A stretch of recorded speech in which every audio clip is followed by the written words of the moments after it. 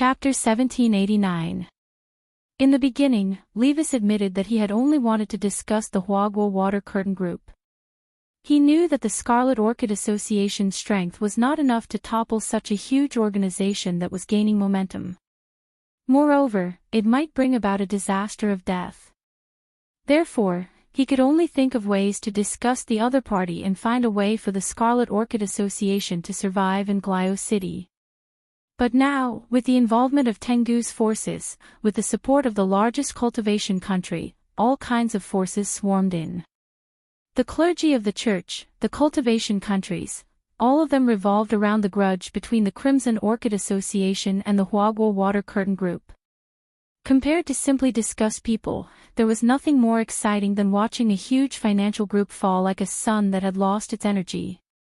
Moreover, Levis thought that moving to the Hogwarts Water Curtain Group would definitely cause a chain reaction, and even the battle sect would be affected. A financial group and a super sect. Just thinking about the scene of both sides falling gave Levis a thrilling feeling. This battle was no different from the 6 major sects besieging the Light Summit, the only difference was the ending. Levis thought that they had a high chance of winning. The Scarlet Orchid Association had developed in Glio City for so many years, relying on illegal transactions to accumulate their capital. In these 2 years, Levis had gradually realized that this was not a long-term plan. If he wanted the Scarlet Orchid Association to develop in the long run, he had to slowly get rid of the mafia and start transforming. And now, in front of him was a great opportunity. With Tengu's influence and spies all over the world, if he could perform outstandingly in this operation, the Scarlet Orchid Association could be cleansed under his leadership. Ali, do you know why I've been making arrangements in so many industries all these years? Levis took a deep breath and stood in front of the large floor-to-ceiling window, looking at the drizzling rain outside. Tengu, you know everything. Sister Ali said expressionlessly, President Levis, as long as you cooperate with us sincerely, helping the Scarlet Orchid Association transform is a piece of cake. All right. Since it's not convenient for you to show up for the time being, I'll do the hunting and fishing for the wolves. Levis looked at Sister Ali and said in a low voice, but this will be the last time. Of course. Sister Ali nodded. I just hope that President Levis will not be swayed. Wavering. Levis smiled. Don't worry, I'm a mature businessman. Will not do the treacherous thing. The Crimson Orchid Association has developed for so many years, but I am the only leader. My brothers are all willing to follow me. Sister Ali should know what kind of person I am. Of course. I don't mean anything else. I'm just reminding you. Sister Ali said, as far as we know, the eldest daughter of the Kuya family, Kuya Ryoko, is already on her way to Glio City. Because she is not a member of the war sect, she is not restricted from entering the country. Oh, it's her. Levis suddenly realized. I have some impression of this little girl. Rumor had it that she had a falling out with Miss Sun of the Hogwarts Water Curtain Group. Later, the 2 families formed an alliance. I thought they were just putting on a show to stabilize their stock prices. I didn't expect Miss Jiogong to be willing to wade into these muddy waters. That's not surprising, according to the intelligence we received. Miss Kamiya Yoshiko and a core member of the battle sect are Dao companions, but as for who it is, we are still investigating. Understood. Levis nodded. He already knew what was going on. In his eyes, this was just a little girl. Whether it was the Kuya family or the Sun family, no matter how strong these 2 financial groups were, Glio City was their territory. Facing these 2 naive little girls, Levis was confident that he could defeat them, until they were beyond redemption. At 9:00 in the morning, an armed bus specially prepared for the number 60 high school group appeared at the entrance of Snail Hotel. Steward Lin had urgently mobilized it last night. As the name implied, it was a bus armed to the teeth. The bus's glass was specially made, and not only was it bulletproof, but it was also explosion-proof. The most important thing was that the bus was equipped with an amphibious system, which could run, dive and fly. Apart from that, the roof was equipped with a spirit power barrier, an anti-missile system and a defense system. Staring at this gaudy configuration, Wang Ling couldn't help sighing in his heart. But when he thought about it carefully, Steward Lin wasn't in the know, so there really wasn't much he could do. When the enemy became ruthless, they would go crazy. Nowadays, all the gangsters were at the Soul Formation realm, which directly reduced the overall mystery and quality of the Soul Formation realm to the price of cabbages. Although these people weren't worth mentioning in front of Wang Ling, ordinary defense measures were ineffective against Soul Formation realm cultivators. He didn't think these safety measures were of any use, but it seemed that they could at least provide some psychological comfort to Steward Lin. Steward Lin had also drawn up the travel plans last night, and tried to find places with as many people as possible. Their first stop was Wolf, which he hadn't been able to visit before. Yesterday, he hadn't been able to buy the "No one knows crispy noodle snacks gift bag better than me," so today's first stop was here, which made him very satisfied. Everyone, buy whatever you want, not just snacks, just take whatever you want. The most important thing in life is to be happy. Lotus Sun, who had reactivated her rich woman mode, smiled. As she spoke, Wang Ling could feel the girl's entire body glow. Furthermore, it was the kind of radiance of a female bodhisattva who delivered all living beings from suffering. This armed bus didn't have a driver, and it used the smart driving mode of the Big Dipper navigation system. It was safe and stable, and although it looked cumbersome, it actually operated very smoothly, giving people a very safe feeling. Wang Ling sat in the last row of the bus, and Wang Liu sat obediently on Wang Ling's lap. Lotus Sun couldn't help but be envious of this scene. She knew that normal people wouldn't get this kind of treatment. Wang Liu was the only one who could. If it was anyone else, Wang Ling would definitely push them off. Wang Ling and his little brother are really close. Hero Guo couldn't help sighing emotionally at this scene. Really, let's not talk about little brother. I think it wouldn't be strange for Miu to call Wang Ling daddy. Super Chen spread his hands. Wang Ling, as the armed bus drove on the highway, Wang Ling, who had been sitting peacefully in the back, suddenly sensed that something wasn't right about the route. He had already been to Wolf once, and knew the route very well. In the end, the armed bus seemed to be taking the long way. Uncle Lin, are we going off course? Why do I feel like we're going further and further away? The two of them were telepathically connected, and Lotus Sun quickly sensed that something wasn't right. Steward Lin's forehead was beaded with sweat. After checking the navigation system, his expression changed drastically. Oh no! Why can't I control the autopilot? He cried out in alarm, startling everyone in the bus. This navigation system isn't right either. It's not the Big Dipper navigation system at all. I clearly installed the Big Dipper navigation system. At that moment, a clear, sly, and annoying electronic voice came from inside the armed bus. Hello. Wicked Navigation, at your service. Chapter 1790. In the office of the Crimson Orchid Association, Levis used a huge satellite telescope to remotely monitor the situation in front of him. The armored bus that he had tampered with was moving forward according to the original plan. Tengdu really has eyes and ears everywhere. Even Huaguo Water Curtain Group has Tengdu's people. Levis smiled proudly. They're already cautious enough. They've brought along old employees who won't betray us easily. But we can use some means to replace those people without anyone noticing. Imitate their daily habits and looks, no one will be able to tell. Sister Ollie said. In another 20 minutes, they will follow the navigation system I deployed and directly cross that area. Levis snorted. As long as they pass through there, whether it's the Huaguo Water Curtain Group or the War Sect, it will be a huge problem that they will not be able to solve. When the wicked navigation system beeped, Butler Lin immediately knew that someone had tampered with the armored bus. Everything was still normal during the inspection last night. He even personally tested the navigation system to ensure that everything was correct before getting out of the car. Moreover, he had arranged for the commissioner of Huaguo Water Curtain Group to protect him throughout the night. When Steward Lin thought of this, he suddenly had a flash of inspiration. If the weaponized bus's system was still modified under such circumstances, it could only mean that there was a mole from Tengdu among the 2 employees he had arranged to keep an eye on him last night.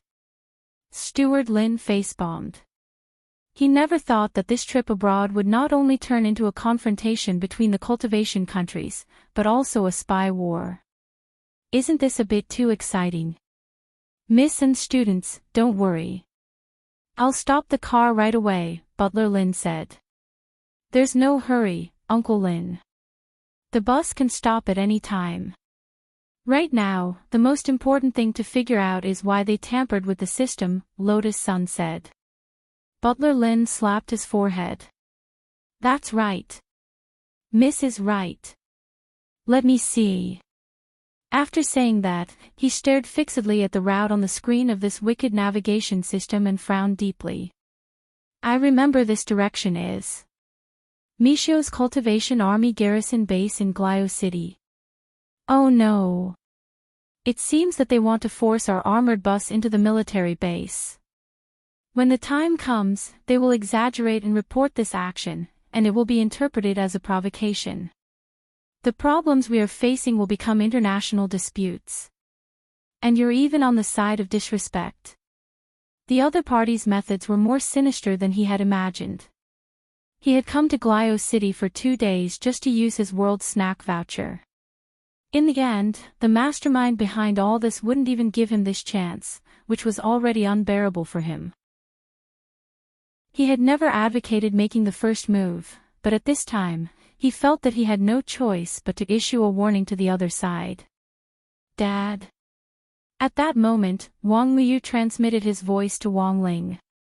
He deliberately called out to Wang Ling, but realized that Wang Ling had no intention of responding. He knew what was going to happen next. It was obvious that Wang Ling was going to make a move. Wang Liu was sitting on Wang Ling's lap. Although he couldn't hear the voice in Wang Ling's heart, he could feel the anger emanating from this crispy noodle maniac daddy's slightly trembling fingers. Then, Wang Liu sensed a deep light flicker in Wang Ling's king's eye. This was a kind of eye-summoning ritual, as if something terrible was being summoned. Sigh, this group of people, why did they have to provoke such a monster? Just as the armed bus was less than 10 kilometers away from the garrison base, the ground started to shake, and an enormous, unscalable black mountain rose up from the cracked earth in front of them, roaring incessantly. What is this? Everyone in the garrison base was shocked when they saw this scene. They were all outstanding soldiers with strong enough mental fortitude, but in the face of this sudden situation, they still couldn't help their legs turning to jelly. This giant beast, which had been born directly from the earth, was too terrifying. Its pitch-black back was like a row of mountains, and it flickered with a demonic light. Roar! The tremendous roar created a hurricane that blew everything in front of it into the sky. The ground cracked open, and countless trees were uprooted as they swept across the land in front of them. What is this?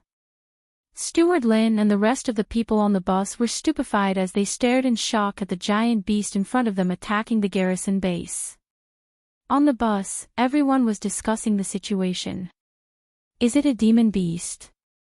No way, didn't the demon world coexist peacefully with us now? It's definitely not a demon beast. I can sense very strong spirit power from this big guy, and it doesn't mean us any harm at all, said Super Chin.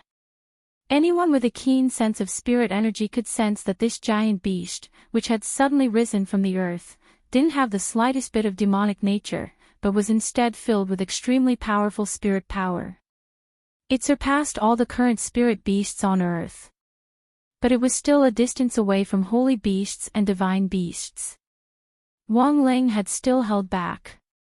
It was just a small punishment. Otherwise, given his ability, any holy beast or divine beast he summoned would be enough to flatten a cultivation country. The giant beast in front of them was the one he had summoned from the hole in the earth's core using the power of the king's eye. It had never appeared on the surface, so most cultivators had no idea what it was. Although there were a lot of hypotheses about the hole in the earth's core in the world, no one had ever been there. The reason why Wang Ling was certain that such a place existed was because he had once made the spirit of the earth cry. The world of the hole in the earth's core was enormous. The spirit beast that Wang Ling had summoned now was over 100 feet long, but it was just a cub inside. Before it had been summoned here, this geocentric behemoth cub had been having a meal with its mother, but in the next instant, it had been sucked into the world on the surface. This gave this geocentric behemoth an indescribable sense of fear. Thus, the moment it appeared, it wasn't just the people in the military base who were startled, even the giant beast itself was startled. It spread its legs and stomped in the direction of the base in front of it. In that instant, the entire Mishio cultivation military base in Glio City panicked. Although Wang Ling's armed bus had already appeared on their radar signal, it had now been completely overshadowed by this giant beast that had suddenly appeared. Hurry and report to the colonel. A giant beast is attacking. And there's no record of it in the database. It came out of the ground like a bamboo shoot. Reporting, sir. We have to give it a name. Idiot. A commander in the base shouted, since it came out like a bamboo shoot, let's call it a bamboo shoot monster. Reporting, sir. Then what about the signal from the armed bus that we captured earlier? It can go wherever it wants.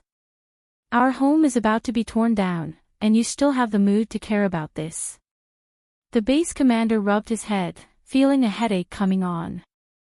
At the same time, on the other side, Levis, the president of Crimson Orchid Society who had captured this scene through a satellite telescope, and next to him, Sister Ollie couldn't help gaping. Chapter 1791. The sudden appearance of the geocentric behemoth plunged Glio City into an unforeseen event. Pure blue energy surged from its body, and its mountain-like back flickered continuously, giving off a savage aura. Powerful spiritual pressure blotted out the sky and earth, and apart from Wang Ling's side, everyone on the ground was under immense pressure. A catastrophe was coming, and the garrison base had no choice but to react quickly to defend itself. In one moment, several fighter jets took off from the base to meet the geocentric behemoth, and spirit power missiles streaked past from all directions with an ear-piercing screech as they scraped against the air. The geocentric behemoth frowned slightly. It roared in a low voice and opened up a space to form a world of its own. In the end, all these spirit power missiles crashed into the barrier it had set up. It didn't take the initiative to attack. Standing in front of the garrison base, it was an active deterrent, but also seemed to be guarding something. The sky and earth trembled with unimaginable might. What on earth is it trying to do? Stand in the street? No, there's no way such a big behemoth would come out of the ground just to scare us. Is it because its arms are too short and it can't throw a left jab at us? That's even more impossible. In short, it hasn't taken the initiative to attack us yet, so it's best if we don't do anything. Their spirit power missiles were ineffective to begin with, and continuing to fire them was nothing more than a waste of ammunition. Pilots were more realistic, and had to consider the actual situation. After all, in Ultraman, it was always Ultraman's light waves that killed the monsters in the end, not the fighter jet's missiles. Apart from Ultraman's ultimate move at the end, the earlier scenes of fighter jets attacking the monsters were nothing more than a joke, and from an obscure point of view, it was telling the audience that using missiles to hit the monsters was a lonely fight. Since the geocentric behemoth hadn't taken the initiative to attack, the garrison base stopped its next round of attacks. At the same time, everyone was trying to figure out what this behemoth's real intentions were. Where had it come from? Why had it suddenly launched an attack here? When would reinforcements arrive? These were all questions. Looking at the current outcome, it was clear that this was a standoff. As for how long the standoff would last, no one could predict.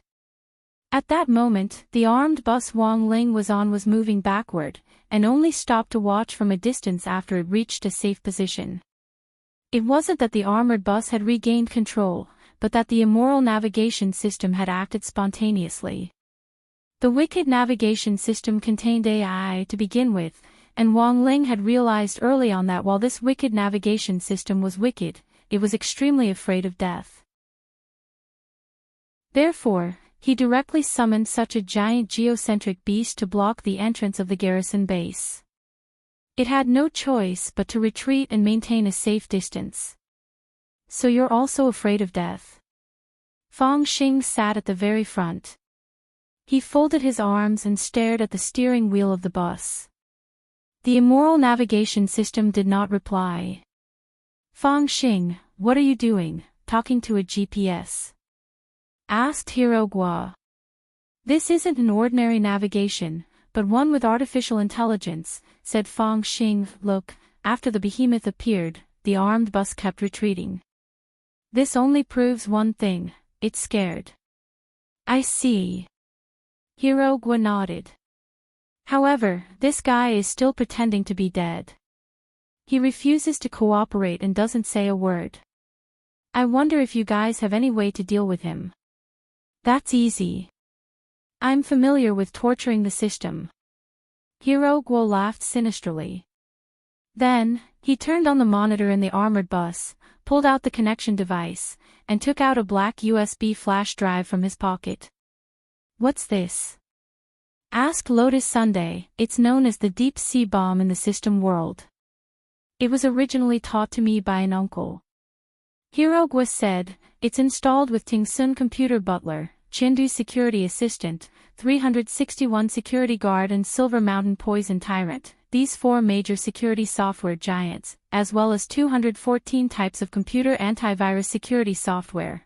Wang Ling, Lotus Sun, Fang Xing, Super Chin, and Li Yue. Hero Guo. It's fine if there's only one antivirus software installed, but if it's installed and run at the same time, something terrible will happen. Haven't you ever wondered what would happen if you let these antivirus software kill themselves? Hearing this, the immoral navigation system couldn't help trembling a little.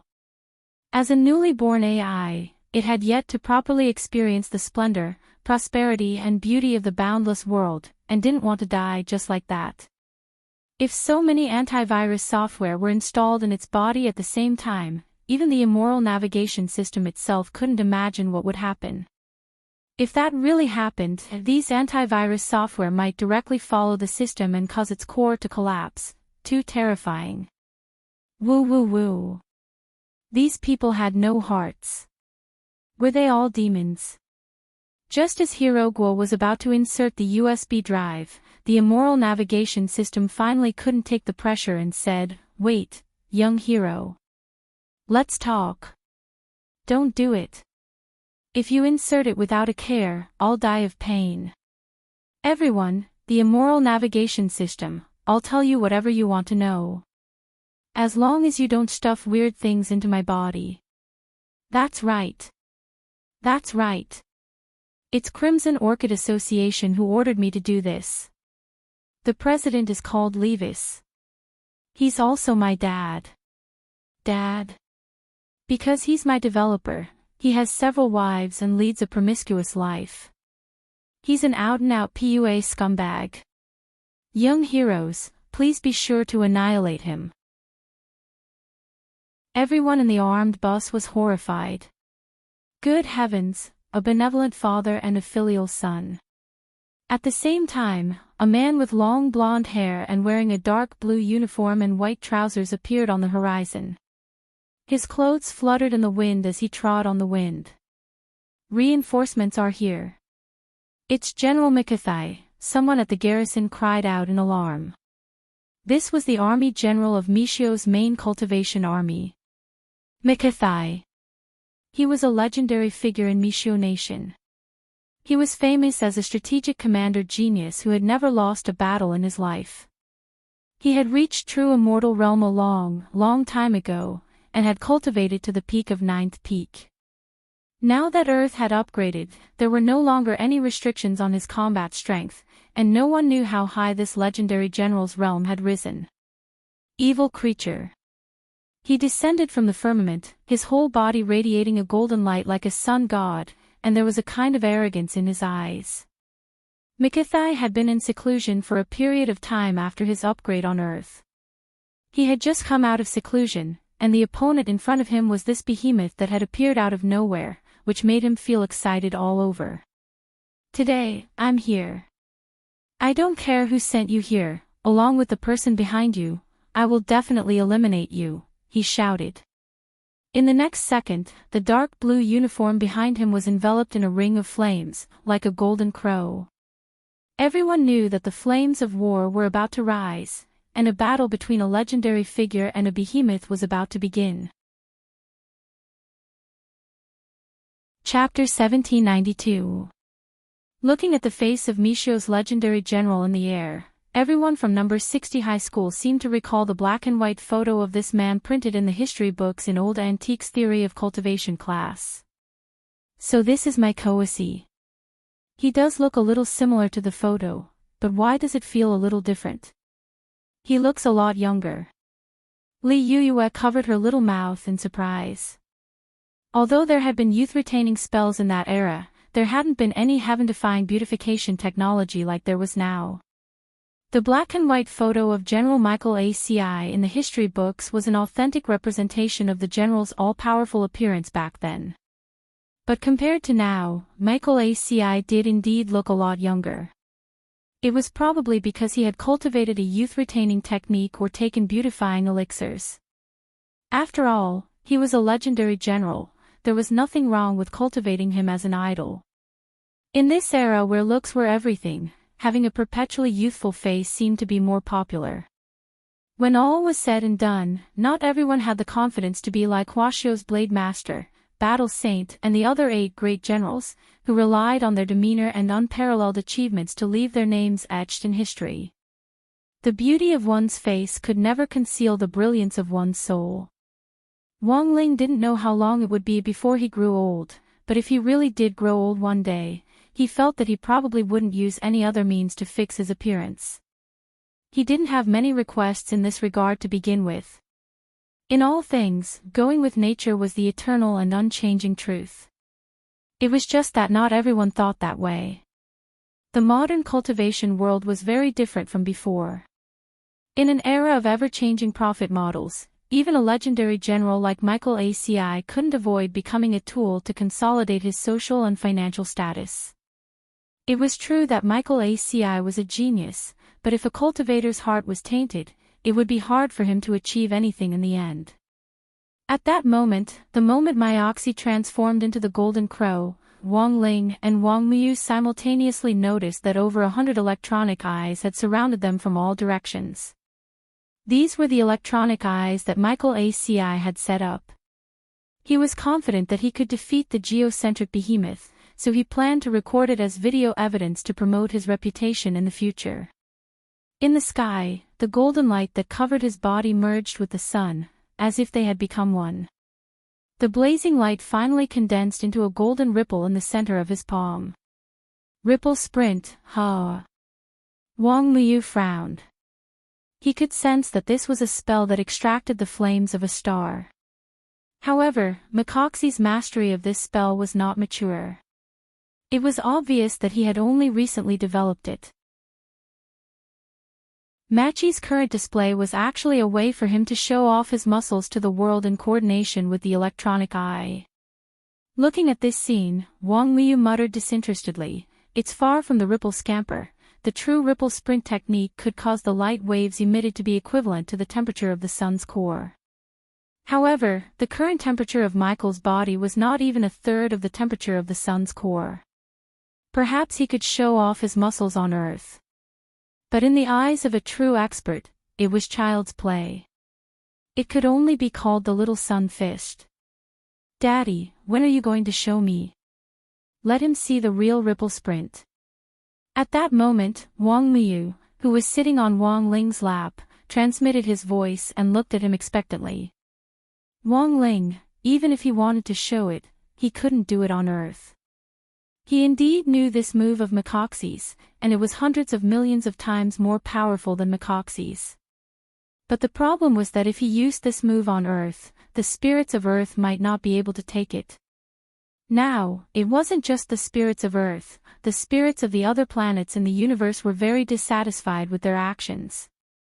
Furthermore, many of them had written letters of complaint to the Heavenly Tao Governing Committee. It wasn't Wang Ling who was complaining, but Wang Ying. Wang Ling realized that Wang Ying had great stamina. He used the planetary wall-thumping spell on Sun Yinger at 8:00 every night without fail. Evil creature, I'll show you my prowess today. At that moment, when Macoxy had finished charging up his power, the blazing light waves in the air finally turned into a flaming dragon that shot toward the geocentric behemoth. Boom! From a distance, the flaming dragon that shot out of Macoxy's palm looked like a walking laser cannon, which pierced through the geocentric behemoth's energy wall on the spot. There's hope. As expected of General Macoxy. Countless soldiers in the base cried out in alarm. Macoxy's first attack had successfully pierced through the energy wall, which instantly boosted their confidence.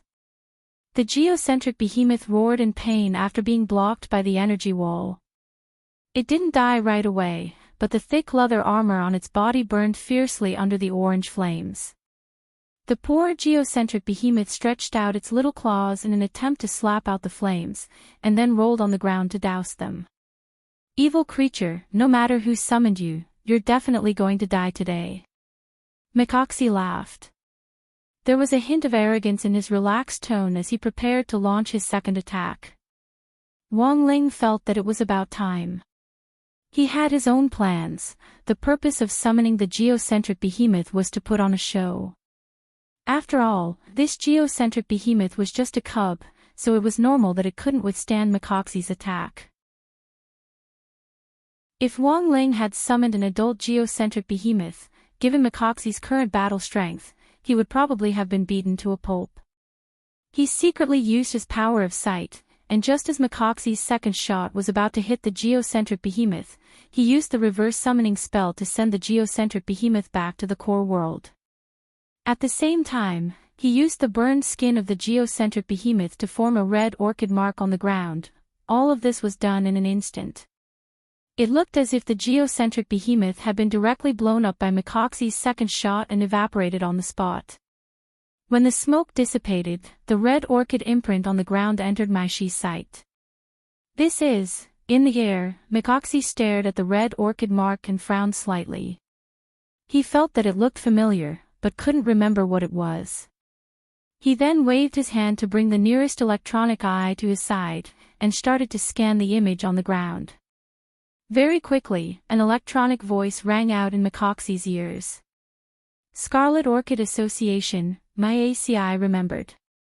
This was the mafia organization from Griot City.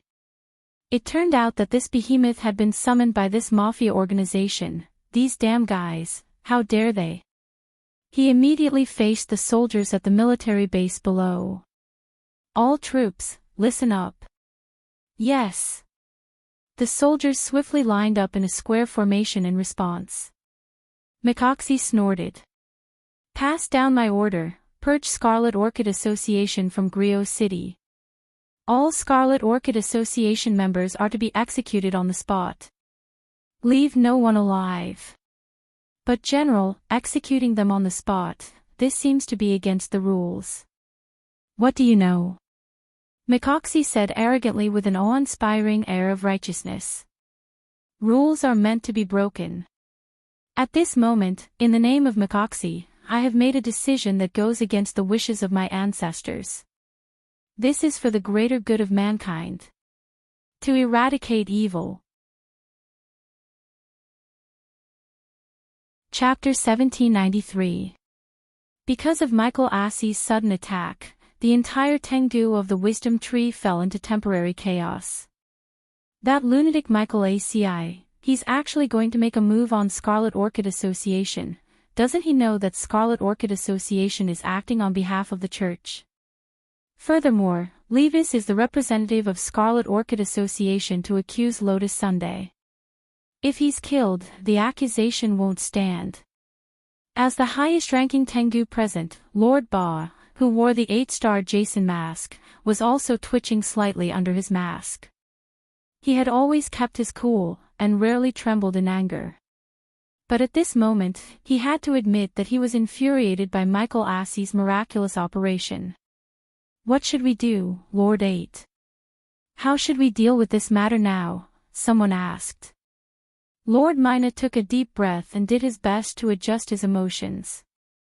Then, he slowly said, "Although Michael Assey is an out-and-out scoundrel, we can't directly clash with him for now.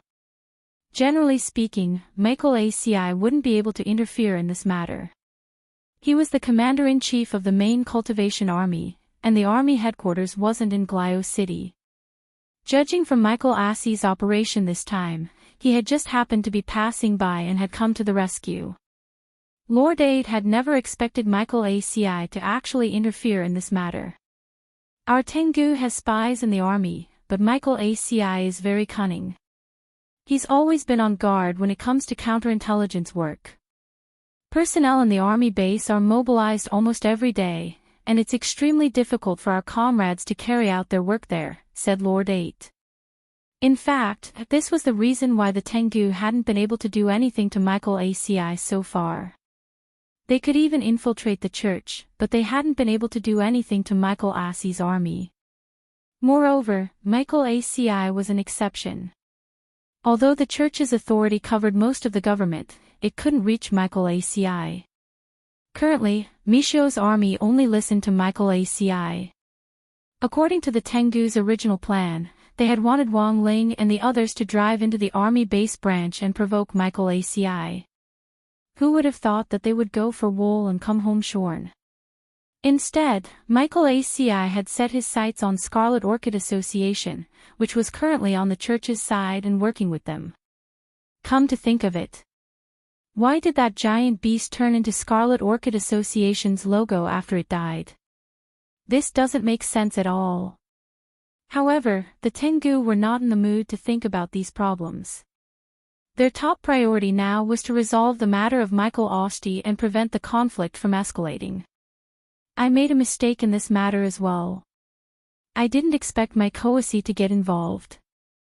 We should ask our brothers from the church to inform Michael in advance. Master Ba, go and greet them now.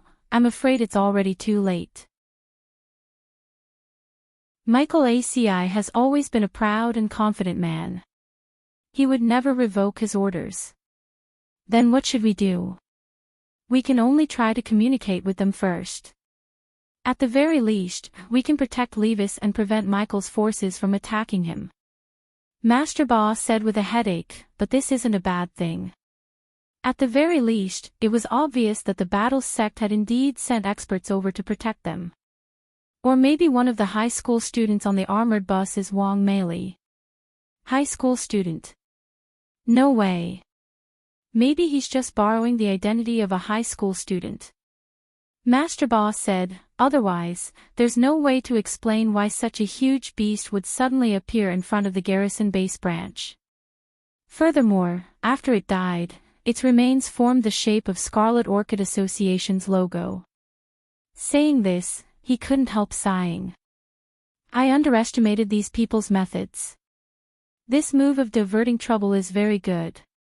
But it won't be so easy to sow discord among us and cause internal strife like this. It's time for venerated Emperor's Senior Immemorial One to take action. Although there are only 5 of them in the first batch, it's already enough to give them a hard time. I want to see how this Wang Meili plans to deal with them.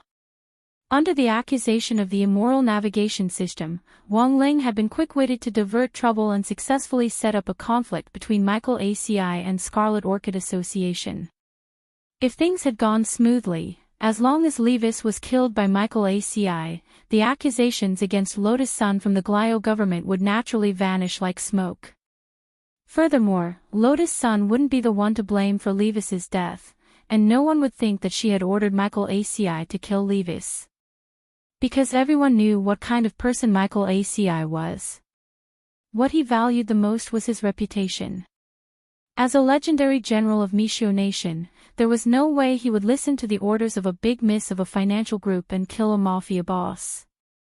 Of course, Wang Ling still didn't know if things would go as smoothly as he had expected. Tengu had eyes and ears everywhere. It wouldn't be difficult for them to use some means to protect Levis. On the other hand, Tengu's influence had already infiltrated the church.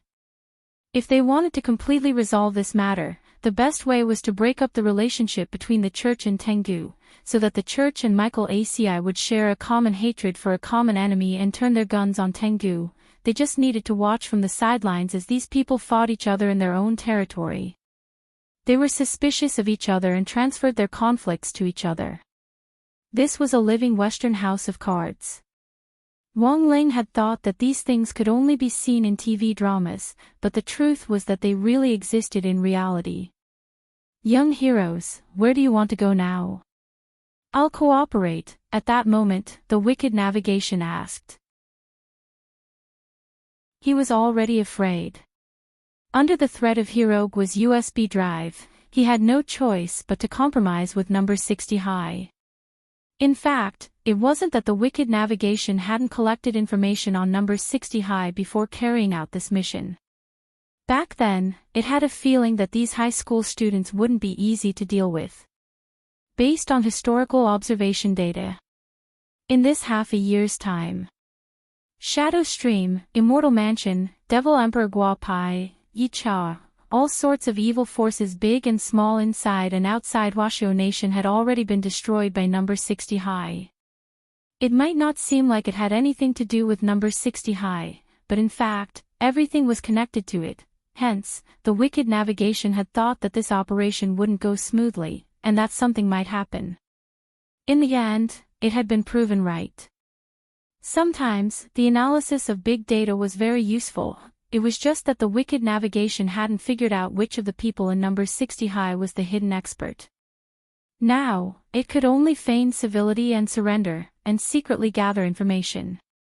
When the time was right, it would send the information back to Levis. Chapter 1794. The wicked navigation took a moment to fill in the blanks. It thought that its fake surrender wouldn't be detected, but as an AI that already had the ability to think, Wang Ling would still be able to hear every single one of its little schemes. It wasn't just Wang Ling, everyone, including Wang Miu and Lotus Sun, knew what the wicked navigation was up to. However, they were smart enough to pretend that nothing had happened. Daddy, is this navigation system stupid? Wang Miu sent a voice transmission. To be honest, Wang Miu was speechless at the immoral navigation system. It was just a navigation system. Even if it was made into an anime, it wouldn't have any image. At most, it would just find a voice actor. But why did this wicked navigation system like to add scenes for itself? Wang Ling made a shushing gesture as a hint for Wang Miu to stay put for now. Wang Miu understood, then turned his little head toward the window and asked, "Where are we going now?" "Of course we'll act according to the original plan." Lotus Sun said, "And I just received a message that Yoshiko will be here soon." Is it Miss Kamiya Yoshiko?"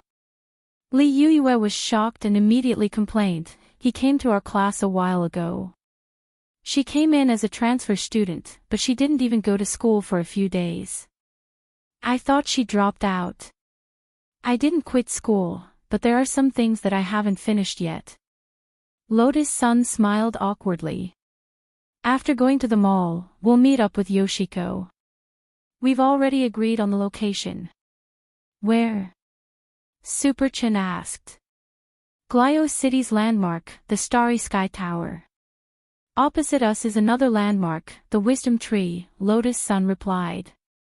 In fact, she did not expect Kamiya Ryoko to take the risk to help her this time. But it was all thanks to Ryoko Kamiya. This was how he had helped her bring back something very important from Washo Nation. That was, the Grey Sect Leader's token. Before getting up, even Lotus Sun herself hadn't expected that the Gray Sect's forces had already expanded to Glio City. Before she set off, in order to better manage the Gray Sect in Huasho Nation, she had temporarily given the sect leader's token to Ryoko Kamiya for safekeeping. And now, Kyo Ryoko had brought the sect master's token over. This also meant that she would have the ability to control all the Grey Church members hiding in the dark in Glio City. The Tengu's intelligence network was indeed extensive. However, they had left out the Grey Church, an organization of cultured people established for the purpose of literary discussion. So what if it was the church? In this day and age, who wasn't a sect master? Lotus Sun already had a comprehensive plan in mind. It wasn't easy for her to travel abroad with Wang Ling. It was all because of Tengu that her plans had been completely ruined. This time, she had to wipe out this hateful organization once and for all. Wang Ling, the wicked navigation smoothly parked the car in the basement of Woolwolf's supermarket, but Fang Xing and Steward Lin decided to stay in the car. Hey, Fang Xing, you're not going. I can freeload. It's free. Hirogwa asked. It's fine, I've already told Super Chin what I want to buy, and he'll buy it for me. The GPS isn't honest, so it's safer for Uncle Lin and me to stay here and watch over it. Fang Xing smiled, the same sunny smile on his face that didn't look out of place. He indeed didn't trust this wicked navigation, so he had casually given Super Chin a list in the car just now and indicated that Super Chin would buy it for him. Don't worry, I'll buy everything you want for you. Super Chin thumped his chest and said. Then, the group got out of the car in high spirits. After several twists and turns, Wang Ling was finally going to buy the limited edition crispy noodle snacks he wanted, and for some reason, he was a little moved.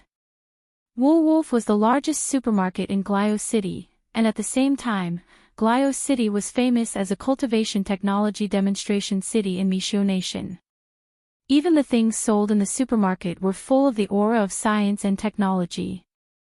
After buying the "No one knows crispy noodle snacks better than me" gift bag, Wang Ling followed the others around the supermarket.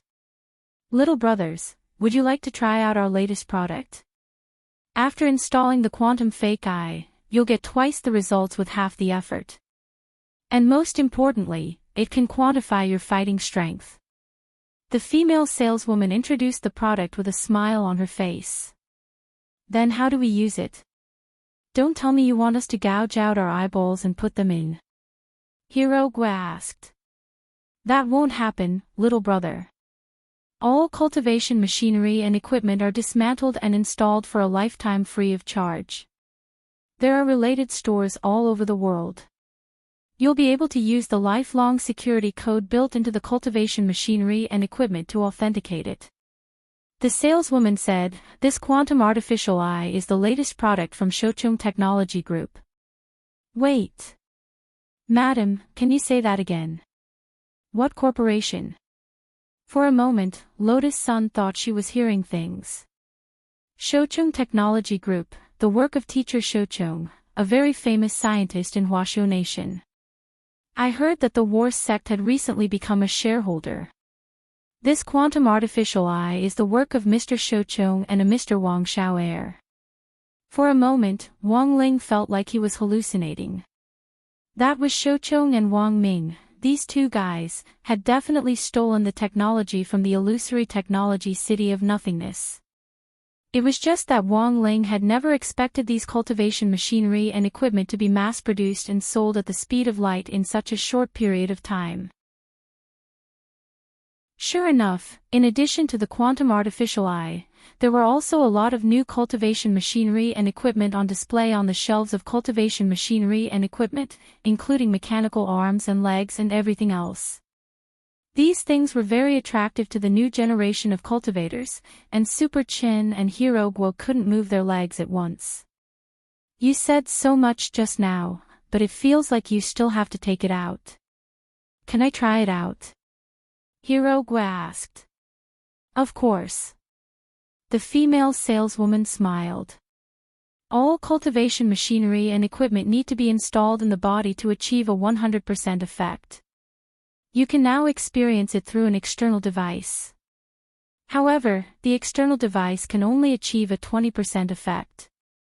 As she said this, the female saleswoman took out a helmet. I've already connected the quantum artificial eye you chose with the perceptual helmet. As long as you put on the helmet, you'll see what happens next through the quantum artificial eye. I see. Super Chin nodded and couldn't wait to take the helmet and put it on. Let me try it out first.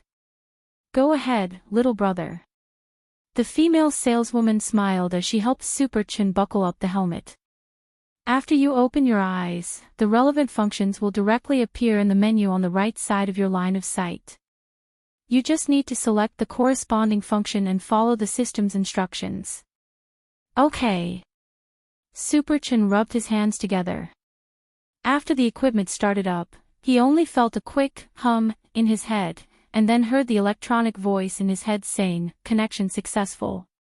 A large number of functions related to the quantum artificial eye were swiftly displayed on the right side of the menu, just as the female saleswoman had said.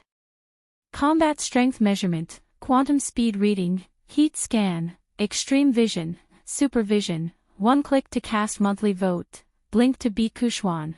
Super Chin was dazzled by the dazzling array of functions. There's actually supervision.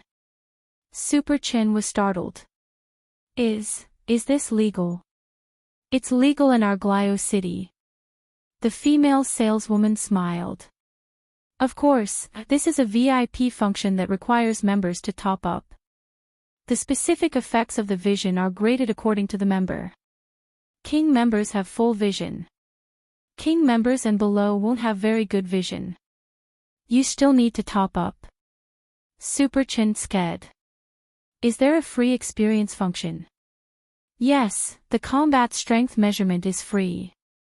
Little brother, you could try it on your friends. Super Chin nodded slightly.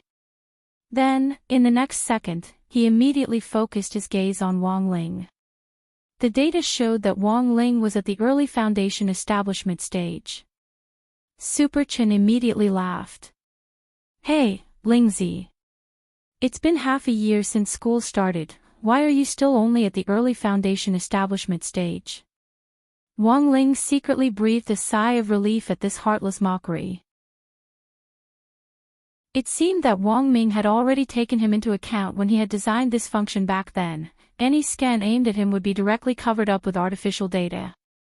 This artificial eye isn't bad. After playing with it for a long time, Super Chin took off the helmet for Hirogwa to try. Then, he walked over to Wang Ling and patted him on the shoulder. Honestly speaking, Lingzi.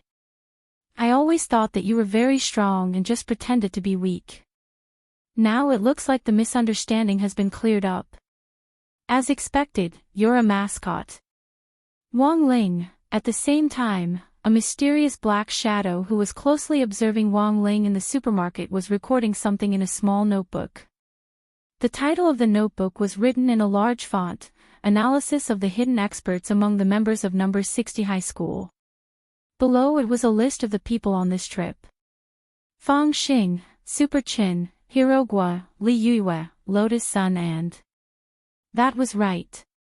When he had recorded the names, he had forgotten Wang Ling's name, and didn't know who on earth this person was. This was why he had used 3 question marks as a marker. It wasn't until now that he had been observing Wang Ling in secret. Only then did he finally remember who this Mr. was. And now... He used his pen to completely black out these 3 question marks. Because just now, that Super Chin had already helped him eliminate one wrong answer. A mere early foundation establishment good for nothing. He wasn't worth their Tengu's attention. The error-free chapter of the daily life of the Immortal King will continue to be updated on the mobile game bar. There are no advertisements on the site, so please collect and recommend the mobile game bar. If you like the daily life of the Immortal King, please collect. The daily life of the Immortal King mobile game bar is the fastest to update. Chapter 1795. Shopping was always the key to stimulating the secretion of dopamine in humans, especially when it was free, when the secretion of dopamine would rise to a peak. When the number 60 high group arrived at the entrance of the supermarket with bags of all sizes, the cashier was first startled by the mountain of goods behind them. Was this F*** King shopping? Were they sure it wasn't clearance? The cashier was a little shocked, and it took a long while for her to come back to her senses, and she called several colleagues over to help her scan the barcodes. This incident directly alarmed the general sales manager of Volwolf's supermarket, and he immediately took command. They were very skilled, and after scanning the barcodes, they directly put the goods into storage bags one by one.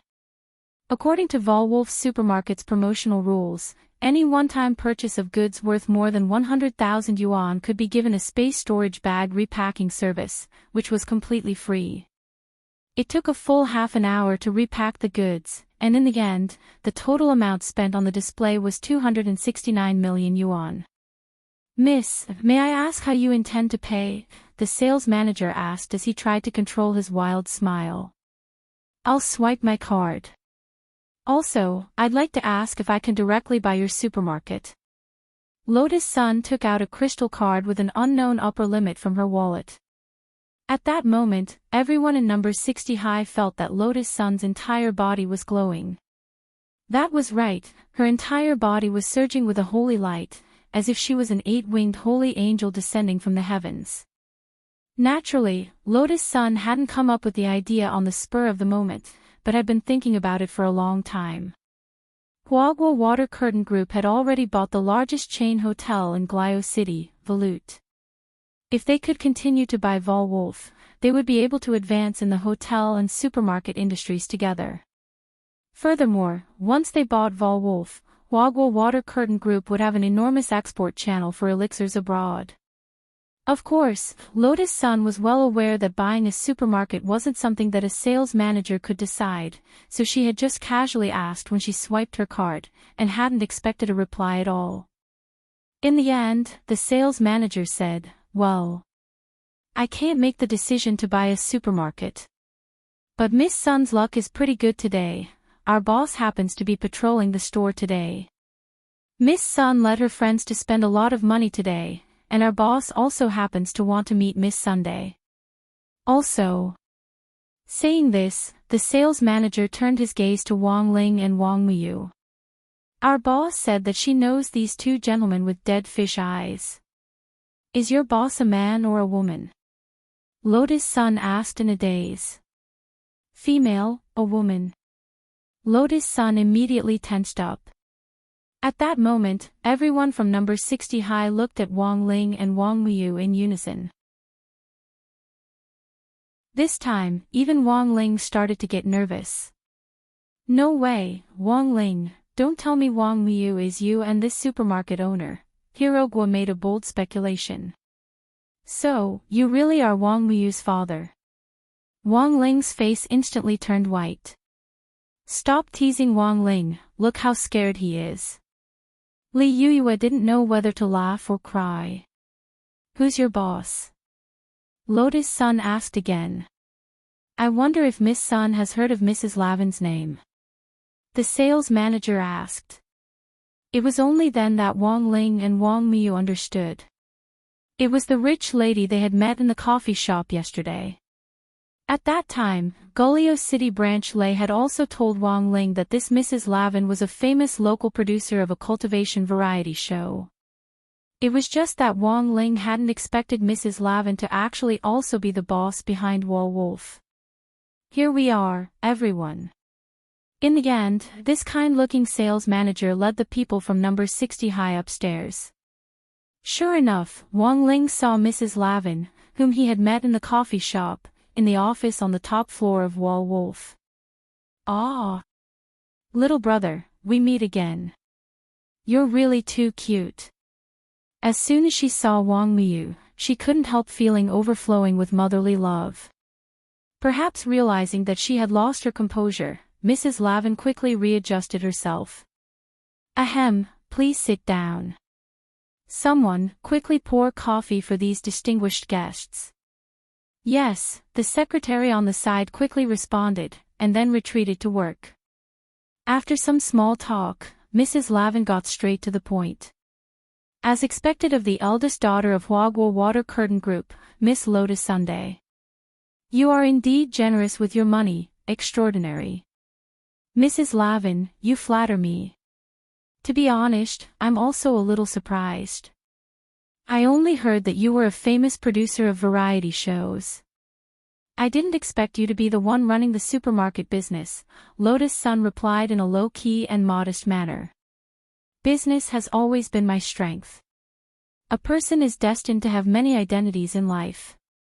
In fact, even I didn't expect that I would become so popular as a producer of variety shows. Furthermore, I made a lot of money. Mrs. Lavin picked up her coffee cup and said with the calm elegance of a noble lady, I heard that Miss Sun wants to buy my wall wolf. Yes, that's a plan. Lotus Sun nodded. But Mrs. Lavin's supermarket only needs money. You won't sell it so easily, right? Miss Sun is indeed smart. Mrs. Lavin smiled. I don't care about money at all. Money is like floating clouds to me. Why would I want so much money? I can't even use it all. After enjoying life enough, what I want most now is to find some fun for the rest of my boring life. That's why I've embarked on the path of a variety show producer. Then, what are your conditions, Mrs. Lavin? Asked Lotus Sunday. Don't be hasty, Miss Sunday. Let me finish first. Mrs. Lavin said, a straightforward person doesn't beat around the bush. Miss Sun, you should be well aware of your situation now. The Church and Scarlet Orchid Association have taken action against you one after another, causing you and your classmates to be confined to Glio City and unable to return to China. At this time, if I sell the supermarket to you, it's actually an act of siding with someone. Of course, what I'm saying to Miss Sun now doesn't mean that I'm afraid of these two forces. I just want Miss Sun to understand my sincerity. Speaking up to this point, Madame Raven slowly got up and looked expectantly in the direction of the number 60 high group. I only have one request, and that is for all of you from number 60 high to participate in the recording of a variety show with the elite representative selected from another local cultivation high school in our Glio City. As long as the recording is successfully completed, I'll transfer all my shares in Glio City to Miss Sunday. As for the rest, I don't want a single cent. At that moment, Lotus Sun frowned slightly and said in bewilderment, I want to know, why does Mrs. Lavin like our number 60 high? Chapter 1796. I think Miss Sun and all the students present should be very clear on why number 60 high was chosen.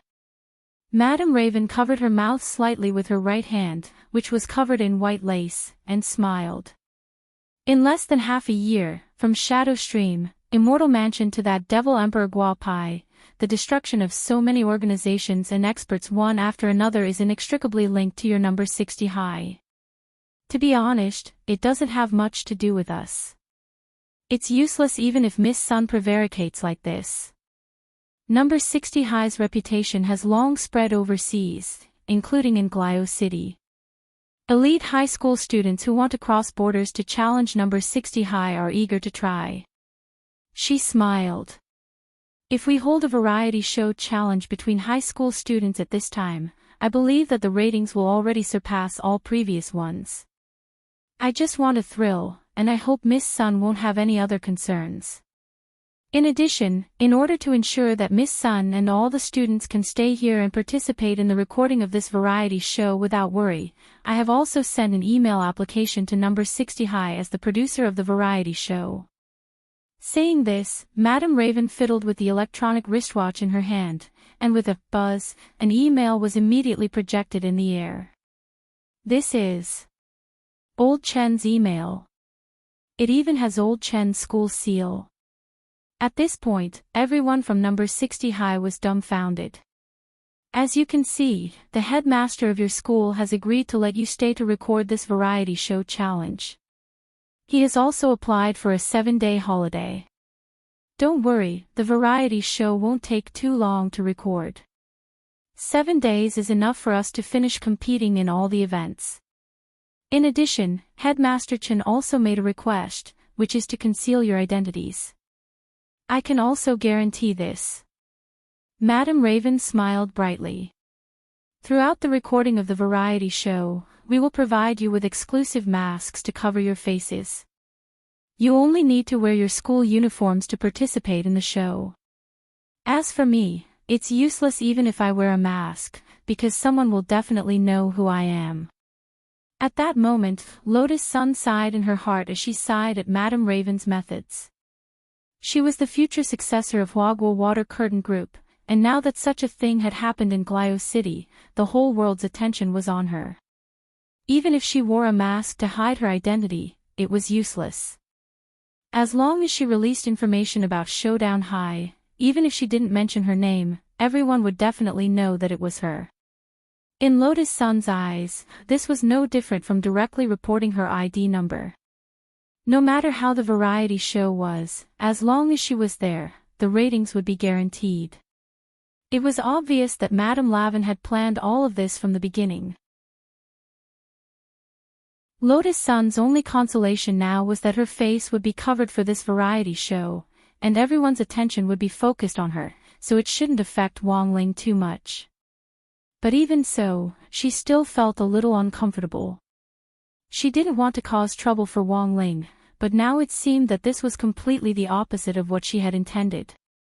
If we lose, it'll definitely be very humiliating. In comparison, Hiro Gua and the others weren't in a very good mood. Originally, they just wanted to travel abroad to relax, but they ended up participating in this variety competition for no reason. Headmaster Chin had personally signed the mail with the school's seal, so he had no choice but to go. Most importantly, this variety challenge was the focus of the entire world. If they lost, it would be extremely embarrassing. Therefore, in just an instant, everyone felt the pressure on them. If all of you are going to participate in the competition, what about me? Wang Miu asked. There was a little envy in his eyes. The little guy was at the age of a curious baby, and it was the time for him to accept and absorb all kinds of new things. An activity like the variety challenge was naturally very attractive to Wang Miu himself. Miu, believe me, this show isn't fun. Big sisters and big brothers are under a lot of pressure, Li Yuyue said helplessly. Really? It clearly sounds like fun, Wang Miu said. Don't worry, little brother, Auntie will specially arrange a segment for you. At that moment, Madame Lavin laughed sinisterly again. I've already reported this to Headmaster Chin. The variety show challenge this time was a 6+1 challenge format. 6 high school students and 1 elementary school student. The high school delegation from Glio City will also select a famous local king-level elementary school student to participate. Wang Miu looked puzzled. A king-level elementary school student? Is he very good? Madame Lavin, of course. The so-called king-level elementary school student is someone who can finish their cultivation homework on time, never causes trouble for others, carry their teammates when playing games, and never use their parents' money to secretly top up games, tip live streamers or buy some other boring virtual goods. Wang Miu, then, can a king-level elementary school student from Glio City blow up the earth with one punch? Hearing this, Madame Lavin couldn't help laughing. Little brother Miu, you really know how to joke. He's just an elementary school student, how can he have the power to blow up the earth? Wang Miu, but I can. Madame Lavin looked like she was coaxing a child. Yes, Auntie knows you can. But you don't have to blow up the earth in this competition, you just need to listen to your brothers and sisters' arrangements. You're the key to getting points. Wang Miu nodded. Understood. Wang Ling and Lotus Sun, saying this, Madame Lavin looked at everyone. That's the situation. It seems that everyone already understands. Then, I'll give Miss Sun the rules of the variety challenge later tonight. When the time comes, Miss Sun can give us a detailed introduction. Alright. Lotus Sun sighed and looked at the number 60 high team a little guiltily. I've really troubled everyone by getting you all involved this time. Since we're already here, let's just take things as they come. Boss Sun, you don't have to be like this, we're also borrowing your light. In any case, we're all covering our faces, so it's not shameful to lose, said Hirogwa. It's indeed not a big deal if we lose. A variety show is entertainment in itself, and being funny and enjoyable is the first priority. Madame Lavin laughed. But if we win, there's an extra surprise. I can turn all the things you have bought today into gold. Super Chin was startled when he heard this, and immediately looked at Wang Ling, then Lingzi will suffer a huge loss. He didn't buy anything except crispy noodle snacks. Madame Lavin, that's easy, I can just make a limited number of golden crispy noodle snacks.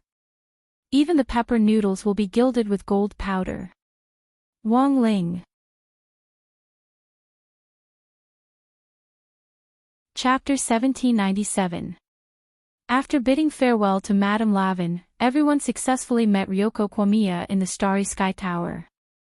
Taking advantage of the view in the Starry Tower, Wang Ling saw Kamiya Ryoko stealthily find an opportunity to stuff the token of the head of the Grey Sect into Lotus Sun's hand, and then the two of them started to talk. Ryoko Kamiya, I think this Mrs. Lavin has a secret. She was also a businesswoman, and Wolf's business network covered the whole of Mishio Nation. Tens of billions of annual revenue, just for a variety show. That's too unrealistic. That's what I think too. Lotus Sun nodded. I didn't want to take it at first, but now the headmaster has agreed, saying that we're winning glory for the country. And he also said. Kwamiya Ryoko was puzzled. What else? Lotus Sun didn't know whether to laugh or cry. He also said that this was the result of his comprehensive consideration. Because starting from our cohort, as long as classmate Wang Ling was in the competition, he would win all of them. That's why Headmaster Chen thinks that Wang Ling is a mascot, so this is a sure win. Ryoko Kwamiya sighed. There was no doubt that Wang Ling was a very dangerous mascot. This time, with all the forces mixed together, Ryoko Kwamiya felt that things would become more interesting. Where are you going to live next, Yoshiko? Is there any guarantee of safety? Lotus Sun asked. I'll be fine. Senior Qin Zong and Senior Xiang Yi followed me, and we got a free hotel coupon on the plane. We were now staying in a resort hotel on the edge of Glio City. The location was great, and it wasn't under the control of any forces. It's a blind spot. Kamiya Ryoko said, we'll settle down here so that we can intervene from the periphery to support you at any time. As expected of Senior Qin Zong, Lotus Sun sighed. Instead of worrying about me, you should worry about yourself. There's obviously something wrong with this variety challenge. Although I'm not sure what Mrs. Lavin's purpose is, you have to be careful, said Kamiya Ryoko. Currently, the Crimson Orchid Association is in conflict with the army, but there is no conclusion yet. After all, this operation was ordered by the church. I'm afraid that the church has already negotiated with Mikoxi, Lotus Sun said. I don't think it's that simple. Kamiya Ryoko said, as far as I know, based on Mishio's power, Mishio has a lot of power. When the church, the military, and the local forces were in conflict, there was actually a peacemaking organization that stood above the three. He had been sent by Mishio's Cultivation Federation. I remember it was called Heavenly Law Alliance. Heavenly Law Alliance. The Heavenly Tao Alliance doesn't belong to any city, and is directly under the head of state of Mishio Nation. For the sake of the head of state, these forces had to give him some face. Originally, we were quite successful in stirring up the conflict between the two sides. If the Heavenly Law Union intervened at this time and mediated the conflict, the Heavenly Law Union would not be able to deal with it. Even if they are united against a common enemy, they will still point their spear at us. Kamiya Ryoko rubbed her forehead, feeling an unprecedented headache. Now, Senior Seong-yi has already prepared for the worst.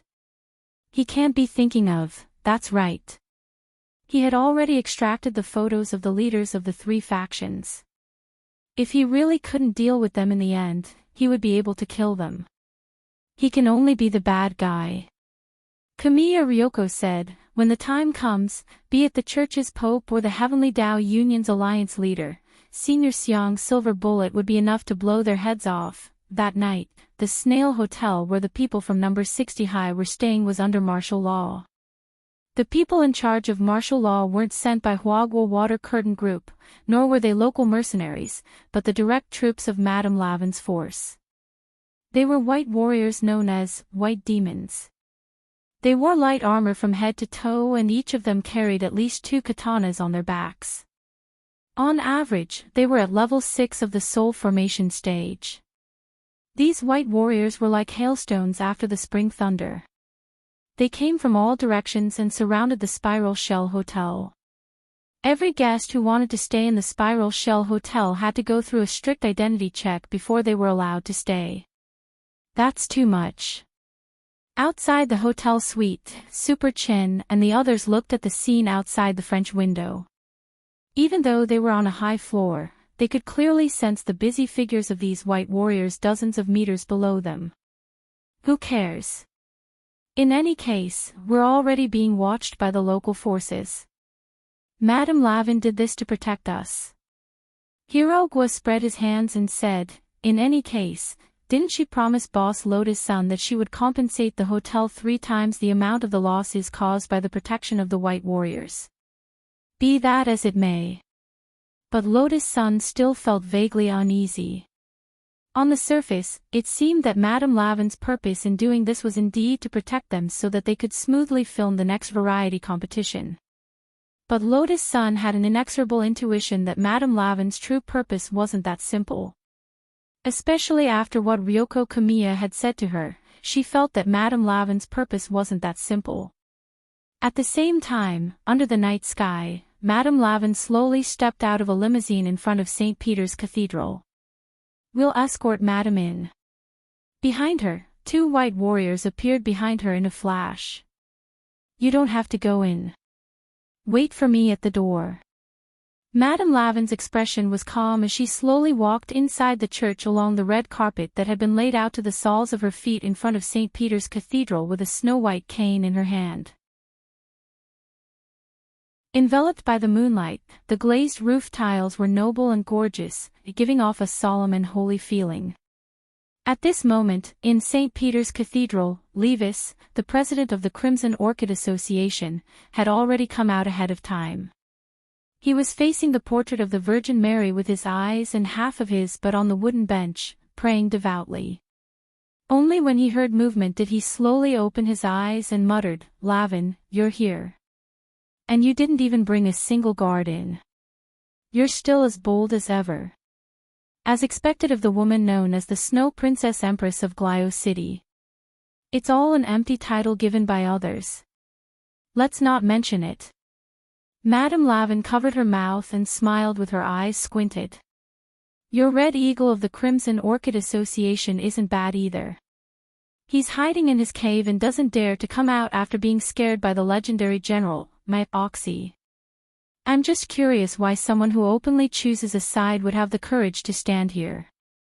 Levis smiled. Choose a side. What side? Madame Lavin pretended to be confused. You openly mobilized the white warriors to protect those despicable foreigners. On the surface, it's to ensure the recording of the variety competition. But in reality, isn't this the act of choosing a side? At this moment, Levis revealed a sinister smile. Do you think the church will let you off so easily?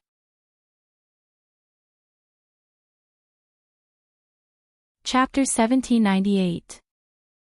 Madame Lavin was fearless in the face of such a question. Her laughter that sounded unusually gentle had a hint of disdain in it. She said with confidence and calmness, "I respect the Church and believe in the Holy Mother. The glory of the Holy Mother's existence will forever shine into the depths of everyone's heart and illuminate this country forever. However, this country doesn't belong to the Holy Mother, nor does it belong to any of us." Madame Lavin paused, opened her eyes and said, "It's the same for this city called Glio City. We should trust each other and stay in our place. We shouldn't engage in a meaningless argument here." As soon as she finished speaking, a loud applause was reflected through the glazed tiles of the dome inside the bright St. Peter Cathedral and spread throughout the whole cathedral. A handsome man with long blonde hair applauded from the entrance of the cathedral as he walked along the red carpet. He was wearing a bright and beautiful military uniform. The magnificent shoulder pads were dotted with general badges, and the lapel on his chest was full of military medals. As always, he had a kind of flamboyance that belonged to Michael Aci. "Well said, Madame Lavin. But now, it's obvious that someone doesn't want us to do this." Michael Aci held the general's sword hanging on his waist tightly and said, "You and Levis are white and black. Instead of opposing each other, it's better to seek symbiosis. The Church is the link that binds us together, so we don't have to go against the Church." Speaking of this, he piously faced the Holy Mother and made a praying gesture. After all, going against the Church is going against the Holy Mother. The three of us are not gathered here to divide Glio City. Michael Aci, I didn't expect an uneducated man like you to say such artistic words. How interesting. Since when did you learn to pray? I remember that you're not a very cultured person. Levis smiled. His voice was cold. Even in the face of Michael Aci, he was still fearless. "I'm like this because of my daughter's influence. She's become more obedient recently. She seems to be infatuated with a literary organization and has begun to have an interest in learning." Michael Aci smiled and said, "I don't want her to walk my path like me. My path is not easy to walk. It's easy to encounter wild dogs on the road." Buzz. In the blink of an eye, the sword light slashed down and shrouded the Church's glaze. The chair that Levis was sitting on was cut into pieces in front of everyone. Levis couldn't react in time and fell on his buttocks on the broken wood. Michael Aci's attack was too fast. He didn't even have time to react before he fell to the ground. Without a doubt, this was a form of humiliation. Just as Levis was about to curse out loud, he saw Michael Aci, who was standing in front of the Holy Mother's portrait, turning his head to look at him. His eyes radiated a faint killing intent that instantly poured down from the top of his head and into his spine. "Levis, my tolerance for you is limited to the Holy Mother's face. If it weren't for the Church, you and your Crimson Orchid Association would have perished. Next time, if you dare to talk nonsense again, it will be your head that explodes." His eyes were filled with killing intent. It was the gaze of a tiger staring at its prey. Levis sat on the ground, trying his best to remain calm. Just as the rumor said, Michael Aci had become even stronger after coming out of seclusion. If he hadn't held back with that strike just now, he might have lost his life. But even so, Levis's face didn't reveal the slightest hint of fear. With the support of an inexplicable confidence, his eyes met Michael Aci's once again. "If my head can be personally removed by this legendary general, it might be a form of luck. But Michael Aci, can you really get rid of him?" Levis laughed. Madame Ravin frowned deeply. This was undoubtedly a provocation, and it was done under such a great disparity in strength. Even Madame Ravin herself wasn't sure if she had a chance of winning against Michael Aci. Levis's strength was so great that he dared to openly challenge Michael Aci. Even with the Church's support, this kind of confidence wasn't enough. "Kill." Michael Aci was obviously infuriated. His eyes were deep, carrying an indescribable coldness and a dense killing intent. The silver sword light intertwined with the glazed halo on the dome and slashed at Levis's head in an instant. This kind of killing intent and aura was too awe-inspiring. Madame Raven didn't doubt that Levis's head would fall to the ground immediately. Bang! However, in the next second, the moment when Levis and the sword light were about to intertwine, a golden bullet pierced through from afar. It burst into dazzling sparks and exploded like the sun. The light was so dazzling that it made Michael ACI and Madame Raven's eyes hurt. A golden bullet accurately blocked Mikoasi's fatal slash, saving Levis' head in the nick of time. Who dares to block my sword? Michael ACI was furious. He didn't expect his sword to be blocked at the critical moment. Calm down, General. I'm here to make peace. A squint-eyed man with ear-length short hair and a monocle wearing a dark blue coat slowly walked in from afar. You are. The sharpness in Michael Assie's eyes vanished instantly. He stared at the man and frowned deeply. He felt that he had seen the cloud pattern on this man's coat somewhere before. Heavenly Tao Alliance. The squint-eyed man opened his mouth and blew a wisp of green smoke that floated out of the gun barrel. He was the one who shot the golden bullet just now. That bullet contained immortal energy and was extremely powerful. It was a bullet condensed with cultivation. Since it blocked his general's sword, it proved that this gun was at least a powerful world-defying artifact. Please don't misunderstand, General Michael ACI. I didn't mean to offend you. I'm not strong myself, but I rely on this Heavenly Tao spear given to me by the Heavenly Tao Alliance to have a say in this world. The squint-eyed man smiled and said, "Let me introduce myself. I'm the leader of Heavenly Tao Alliance's first team, Pei Luochi." First team leader. Michael ACI frowned deeply. There were 6 teams in the entire Heavenly Tao. One of them had the most shocking strength. The leader of this team, Pei Luochi, was known as the Heavenly Tao's Grim Reaper. Michael ACI had heard of this person a long time ago. However, he didn't expect this person to be this squint-eyed man with a strange voice and a sneaky smile. I'll cut to the chase, General Michael ACI. I'm here to mediate, Pei Luochi said. Originally, I didn't want to get involved in this matter. Recently, my son has become obsessed with learning because of a literary organization, so I wanted to stay at home to tutor him. But now, you guys are fighting in Glio City. As the leader of First Team, I have no choice but to intervene. As he spoke, he looked around at Michael ACI, Madame Lavin, and Levis. My Heavenly Tao spear isn't here to protect anyone. What I'm doing is to turn your conflict into a united bullet of justice. P.S. Who do you think the literary organization mentioned in the text is? Chapter 1799. Here, it's always the fist that talks. Whoever's fist is harder controls the truth. Wielding the general's sword, there was a hint of excitement in Mike Assie's eyes as he stared at Pei Luochi. He had long heard of the Heavenly Tao Alliance's team leader, and thus didn't intend to let go of this opportunity to compete. As someone who had just come out of seclusion and stepped into a new realm, Mike ACI was really curious about whether the Heavenly Tao Alliance's battle strength was as heaven-defying as the legend said. BZZT. Almost in an instant, Mike ACI unsheathed his sword and attacked again. Wielding the general's sword, his sword chi was like a rainbow as he moved at an incredible speed. This man was serious. The moment they sensed the dense killing intent, Madame Raven and Levis instantly retreated to the sides to keep a distance from the two. St. Peter's Cathedral was instantly overturned. The portrait of the Virgin Mary behind Mike ACI swayed in the gale, and the string was torn off in front of everyone as it floated into the distance.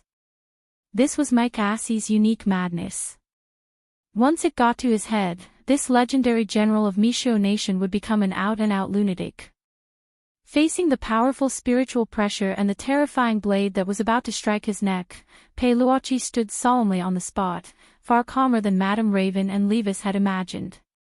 Earlier, Peiluachi had claimed that he had relied on the heavenly Tao spear in his hand to get to this step, but now that he was standing in the middle of the field and facing Mike Assey's sudden attack, he was as unmoving as Mount Tai, which was enough to prove how extraordinary he was. Clang! The blade accurately struck Peiluachi's neck with the sound of godly metal colliding. His body was unbelievably tough, and he directly blocked Mike Assey's sword in the most ordinary manner. At the same time, strands of purple chi seeped out of Peiluachi's skin and wrapped around Mike Assey's general's sword. Immortal chi. Madame Raven and Levis were shocked at the same time. They could sense that this purple chi was extraordinary. They had already sensed it when the heavenly Tao spear had shot that golden bullet earlier. Now that this immortal chi was revealed again, both of them were horrified at the same time. Sure enough, Peiluachi, the Heavenly Tao Alliance's team leader, had already become a venerated immortal after Earth leveled up. Mike Assey's sword failed to cut off the head, but the expression on his face did not change much. He snorted, and then put away his general's sword. He stared at Peiluachi, who was still smiling with his eyes narrowed, and then said with a hint of coldness, "Why aren't you attacking? I've said it before, it's to unite all of you into a single force to fight against the outside world. That's why I had no intention of fighting General Mikoasi from the start." Perugia replied, "My original intention was to mediate the conflict. If I were to make a move against General Myth 11, wouldn't that be the exact opposite of what I intended? At the same time, I hope General McAvoy understands. After all, they were all fathers. And there is also a child who recently fell in love with learning." Boring. Upon hearing that, Maxie sheathed his sword. He didn't like Peroche. From the moment this man walked into the church, Mike Assey felt that Peroche's face had an indescribable expression that deserved a beating. I don't know if General Mikoasi likes me or not, but even so, the most important thing for us to do right now is to work together sincerely. To avoid being sowed discord by the same opponents. Peroche said, "This time, I'm here to talk to all of you on behalf of the Great Pontiff." As he spoke, Peroche took out a beautifully framed jade scroll from his bosom. This is the Great Pontiff's handwritten letter. The Great Pontiff's personal signature and seal is also on it. Therefore, the result of my discussion with all of you is the final result of the discussion with the Great Pontiff. Why didn't the Great Pontiff come himself? Mike Assey was puzzled. The Great Pontiff is a person who loves to learn. Recently, he has been so engrossed in literature that he couldn't extricate himself. That's why he couldn't come himself. Peroche said. Knowledge is the ladder to progress. The Great Pontiff is still as ambitious as ever. Madame Lavin walked over from the side. She had a smile on her face as she moved her slightly plump body. Her seemingly clumsy body was actually not slow at all. Mike Assey could sense that Lavin's and Levis's reactions had already surpassed what they had been when he had confronted Peroche earlier. They had also concealed some of their strength, and had improved even further than before. After confirming that Peroche was holding the Great Pontiff's letter, Mike Assey sighed deeply and stared at Peroche. You intend to play matchmaker for us, but we already have a traitor here, don't we? Hearing this, Madame Lavin was the first to laugh. General, there's no need to use such an obscure excuse. You could have just given me my ID number. That's right, I won over that Miss Sun and the members of number 60 high school to participate in the variety show challenge, and I sent my white warriors to protect them. But the truth is that this is the Great Pontiff's idea. This is the Great Pontiff's idea. This time, even Levis was shocked. Peroche smiled. The Great Pontiff's purpose in doing this is actually to get Lavin closer to those people. That's why he needs to make arrangements in advance, including creating a conflict between President Levis's Scarlet Orchid Association and Huagua Water Curtain Group and Battle Sect. But the nun he sent to my side is from the Tengu. For a moment, Levis felt that his brain wasn't big enough to process everything, but he very quickly thought of a frightening possibility.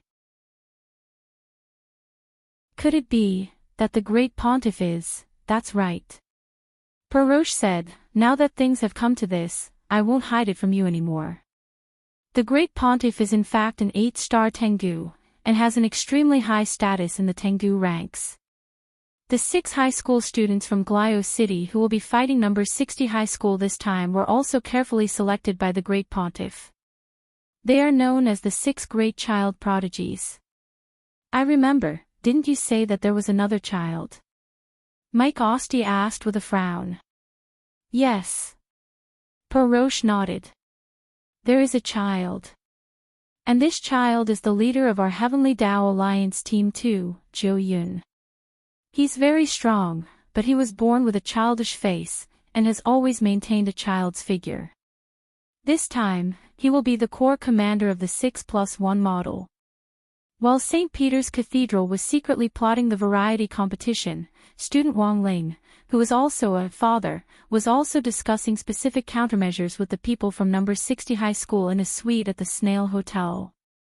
Just half an hour ago, Lotus Sun, as the leader of the Grey Sect, had used the secret key on her token to post a set of coordinates on the exclusive Grey Sect app. She had urgently mobilized all the Grey Sect disciples in Glio City who could help. Just half an hour later. In a private room in the hotel, a little girl who looked no more than 12 suddenly knocked on the door mysteriously. Lotus Sun opened the door. You are? I'm Micah Bay. Big sister, you can call me Little North. The little girl smiled. I'm here to look for the legendary leader of the Grey Sect. Chapter 1800. Micah Bay. A little girl in a light blue dress. She was clearly very young, but she had dyed her hair a beautiful pink curly. Inside the room, when everyone from number 60 high heard the girl's name, they all simultaneously associated her with the name of Michio's legendary general, Michael ACI. Super Chin was startled. This is the daughter of that legendary general. She's actually a Grey Sect disciple? Everyone sucked in a cold breath. There were very few Grey Sect disciples who could find this location unimpeded, and Micah Bay was protected by her identity as General Michael ACI's daughter. Even if the white warriors at the doors saw her, they wouldn't think that this legendary general's daughter hadn't come to the hotel to have fun, but to look for the leader of the Grey Sect. To be on the safe side, everyone from number 60 high prepared to act according to the plan they had agreed on earlier. It was true that Lotus Sun was the leader of the Grey Sect, but the eyes of the various forces in Glio City were very complicated. Without any in-depth contact, everyone felt that it was better not to expose her identity as the leader of the Grey Sect. Thus, when it came to meeting the disciples, they decided that Lotus Sun would stay in the room and remotely direct the operation, while the rest of them would take turns playing the role of the leader of the Grey Sect. Even the sequence had been decided. The first person to play the role of the leader of the Grey Sect was Hirogwa. When the door to the room opened, Micah Bay walked in full of longing. Her eyes were sparkling, as if she had embarked on a path of cutting-edge literature and was about to realize her dreams. Hello, Miss Xiao Bei, I am the leader of the Grey Sect. Then, with Hirogwa's greeting, it was like a basin of cold water had been poured over her. There was clear astonishment on Micah Bay's little face. She looked at the fierce-looking little fatty in front of her, and for a moment felt like her dreams had been shattered. You are the leader of the Grey Sect. What, are you very disappointed? Seeing Micah Bay's downcast face, Hirogwa was in fact also dealt a heavy blow to his heart. He hadn't done anything wrong, he had just been entrusted with the task of protecting Lotus Sun's identity as the leader of the true sect. In the end, he hadn't expected to be despised by the Grey Sect disciples in Glio City in the first round. No, I'm not disappointed. Micah Bay tried to maintain her smile as she shook her head. I'm just desperate. Hirogwa, everyone else, Micah Bay, the leader of the Great Church in my imagination is a person shrouded in light. Not a person surrounded by fat. Hirogwa. It could be seen that after Micah Bay said this, Hirogwa almost couldn't sit still anymore. But for the sake of the bigger picture, the others stood in a row behind Hirogwa and firmly pressed down on his shoulders. The scene was indeed a little awkward, and even Wang Ling started to feel a little embarrassed on Hirogwa's behalf. Although Old Gua's body was a little swollen, he could actually be considered a nimble fatty. As one of the students in the elite class, he had also been one of the top students in number 60 High's PE exam. He had never been humiliated like this before. It was not scary to be despised by the people around him. After all, the more derogatory their words were, the closer their relationship was. But when a complete stranger came up and gave him a head-on blow, Hirogwa instantly felt a heart-wrenching pain, and he almost couldn't take it anymore. Perhaps realizing that he had gone overboard, Mikabe's little face was immediately filled with smiles. I'm sorry, Lord Sect Leader. Actually, I didn't mean it that way. I didn't mean a lot of what I said. I don't know why, but after seeing your face, I couldn't help blurting it out because it was so different from what I thought. It's fine, it's fine. Hirogwa tried his best to remain calm. By the way, Little Bay, since you saw me post the coordinates and come here, you should know what happened, right? Also, you should know that your identity is very special. Of course I know. Mikabe said, my father is Mishio Nation's legendary general, Mike ACI. It's precisely because of this that none of those white warriors dared to stop me or follow me when I went upstairs just now. They all thought I was here for a beauty treatment. A little girl needs beauty treatment? Hirogwa laughed. Of course girls need to take care of themselves, otherwise they won't be able to lose weight even if they want to, Mikabe replied with a smile on his face. Mikabe replied with a smile on his face, and these words made Hirogwa feel like he had been shot in the knee again. Let's not talk about this, Little Bay, you know, I need your help now. No problem. Although I'm very disappointed with the appearance of the leader of the Great Church, I'm still a loyal follower of the Great Church. Your image in my heart is still that of a paper man. I just need to forget what you look like later. The leader of the Great Church can only be what I see in my heart. Mikabe said with a slightly yearning look in his eyes, look, a speck of gray in the age. What a beautiful sentence. Wang Ling, Lotus Sun and the others, are you sure it's okay, Little Bay? We want you to be our informant, and we need you to provide us with information on your father Mike ACI's movements. Hirogwa asked. Of course it's okay. My father never has time to accompany me, and often yells outside about how to become stronger and stronger. I can't wait for him to lose face outside, and it'd be best if he stayed at home the whole time. Mikabe smiled and said, if only my father could fall. In that case, I could prepare a cage at home and raise my father in it. Wang Ling. Hirogwa, everyone else, hearing Mikabe's words, everyone from number 60 High was a little shocked. Sure enough, all the pink hair was black. This was too frightening. Who would have thought that the legendary daughter of a legendary general would actually be a sickly girl? Okay, Little Bay, you've passed the interview, and I'll be counting on you from now on. I'll get in touch with you through the exclusive Great Church app, Hirogwa said as he tried to hold back his cold sweat. I understand, Lord Leader, Mikabe nodded, then waved at everyone in the room. Then we'll talk online. Then, she directly left the room. For some reason, everyone from number 60 High instantly breathed a sigh of relief. Just receiving Mikabe alone had already made Hirogwa feel like he had already lost half his old life. Can this person really be trusted? Hirogwa said doubtfully at that moment. I think so. Superchin said, her expression just now wasn't fake, she really wants to keep her father in a cage. Wang Ling sighed in his heart. He had only heard of benevolent fathers and filial sons, but didn't know that there was actually such a thing as benevolent fathers and filial daughters.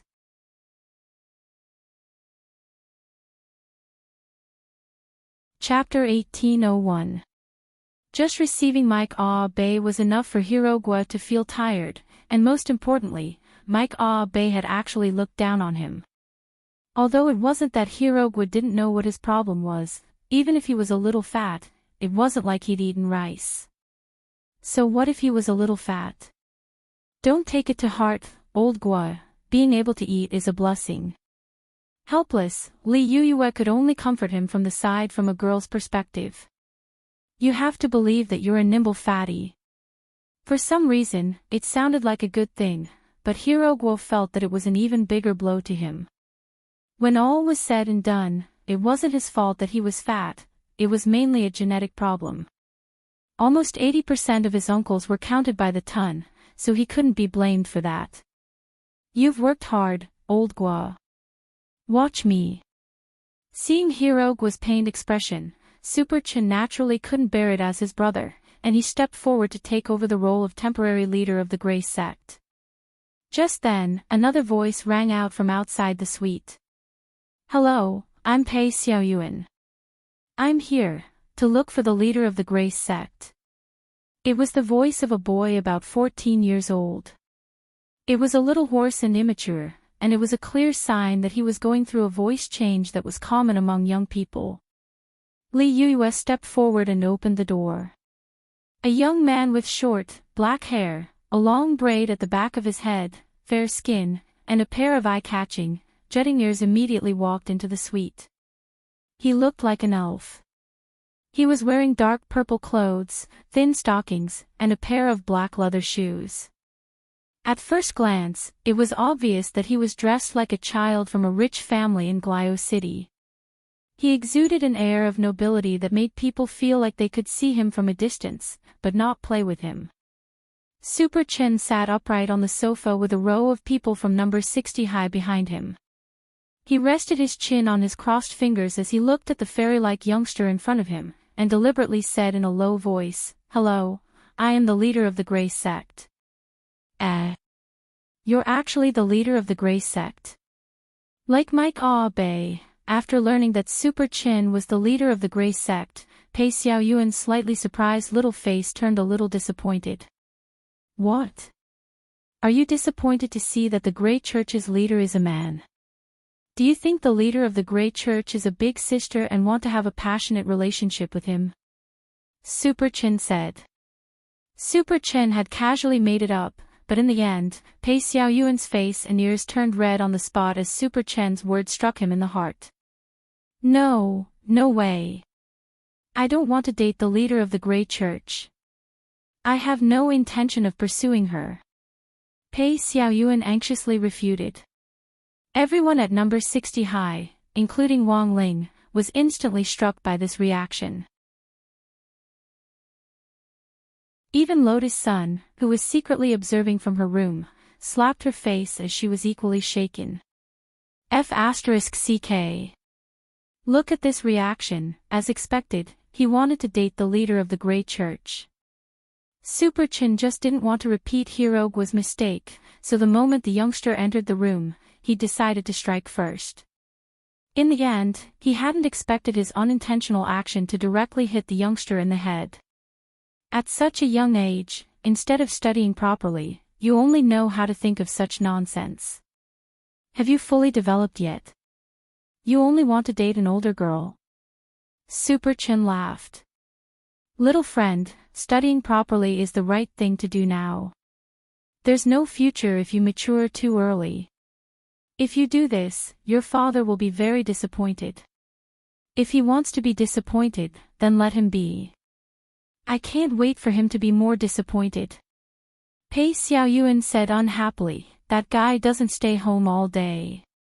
That's why I've decided to date a woman, marry her, and secretly have children to amaze him. Once he has grandchildren, I'm afraid he won't have time to work. That way, he can stay at home all day and help me take care of the kids. Pei Xiaoyuan gnashed his teeth and said, I've always fantasized that one day, I'll be able to lock my father in a cage with my own hands. He has no idea how hard life is for me and my mom. Everyone at number 60 high sucked in a cold breath when they heard this. Why were kids nowadays so extreme? this was already the second time, wasn't it? Why did they like to lock their father in a cage at the slightest provocation?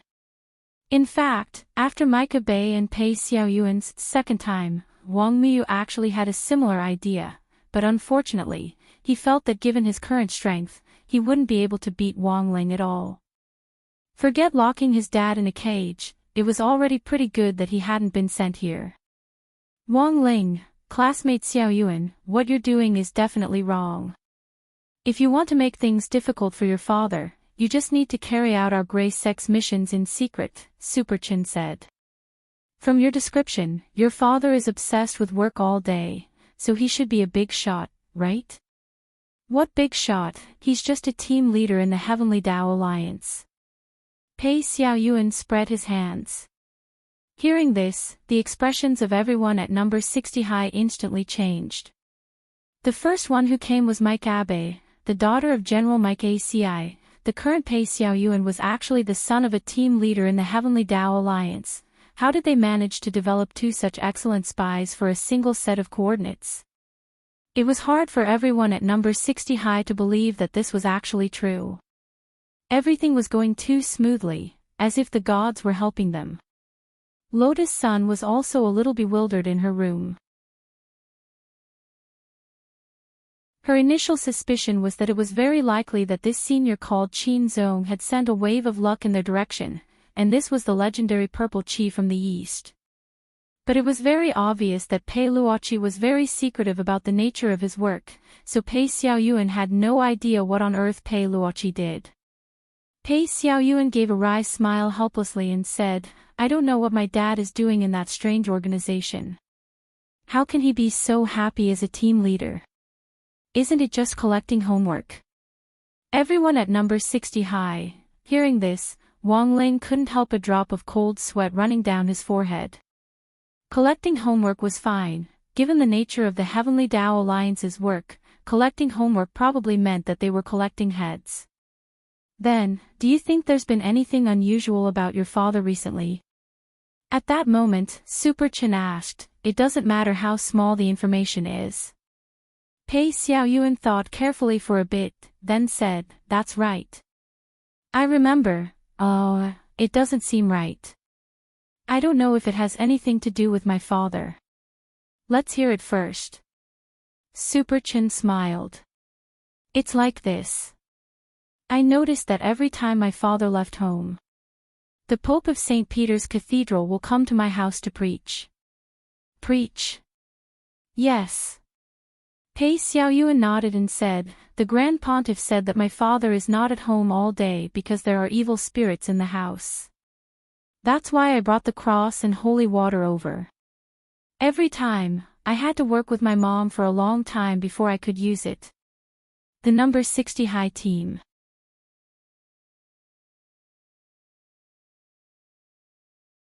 Chapter 1802.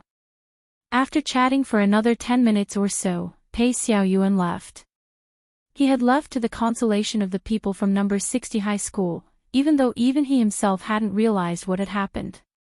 After receiving the message to go back and await further instructions, Super Chin gave Pei Xiaoyuan another signature from the leader of the Grey Sect, who was so happy that he almost fainted. The truth was that this signature had been signed by Wang Ling, and had nothing to do with Lotus Sun and Super Chin. Why are you looking at me, Lingzi? Think about it, Boss Lotus Sun was in her room just now, how could she have signed it? Otherwise, everything would have been exposed. You secretly signed the one she gave you. This plan is simply perfect. Super Chin gave him a thumbs up and grinned.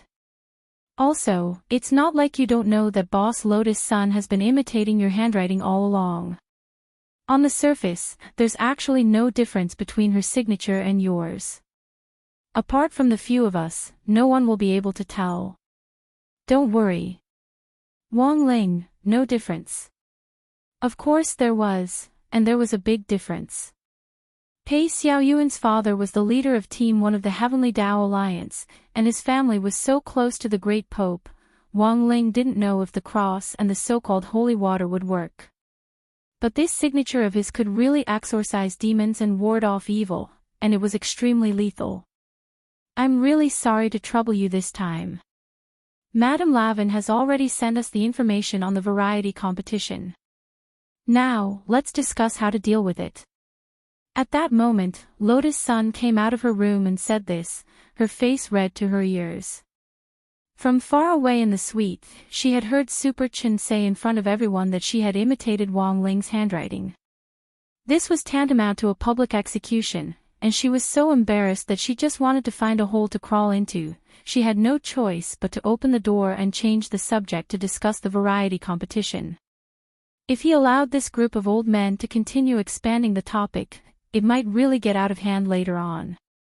Elsewhere, Pei Xiaoyuan's heart blossomed with joy when he received Wang Ling's signature from the leader of the Grey Sect. He never thought that the leader of the Grey Sect, who looked like a boorish old man, would actually sign such a delicate name. Sure enough, the Grey Sect was a place where cultured people gathered. Ever since he was young, Pei Xiaoyuan had loved Chinese culture, especially Chinese characters. He felt that they were the most beautiful characters in the world. During the conversation in the suite just now, he had spoken in Mandarin. Although he wasn't very fluent and had a very thick accent, it was clear from the conversation that this group of Huaxiu people at least understood him. Young master. Downstairs, surrounded by several white warriors, Pei Xiaoyuan got back into his black MPV. The butler had been waiting for a long time. I'm done. Let's go home now. Pei Xiaoyuan was in a good mood. When he returned to the bungalow he lived in, he saw the pair of boots of the Great Pope at the entrance. As usual, he could hear the sounds of chanting coming from the house. Ha! Ha! Ha! Ha! Li! Lu! Ya! Although Pei Xiaoyuan didn't know why the voice sounded so urgent, he didn't take it to heart. It was very tiring for the Great Pope to come to their house to exorcise demons, so it was normal for him to be short of oxygen when he was reading from the Holy Book. As usual, he returned to his room and obediently locked the door from the inside. He opened his little drawer and put the signature of the Grey Sect's leader into it. When Pei Luoqi got home, the first thing he saw was his wife fainted in the bedroom. She had an ugly expression on her face and was in a daze. On the other side was the Great Pope, whose clothes were disheveled. In that instant, Pei Luoqi's mind went blank. He didn't know what on earth had happened for something like this to actually happen.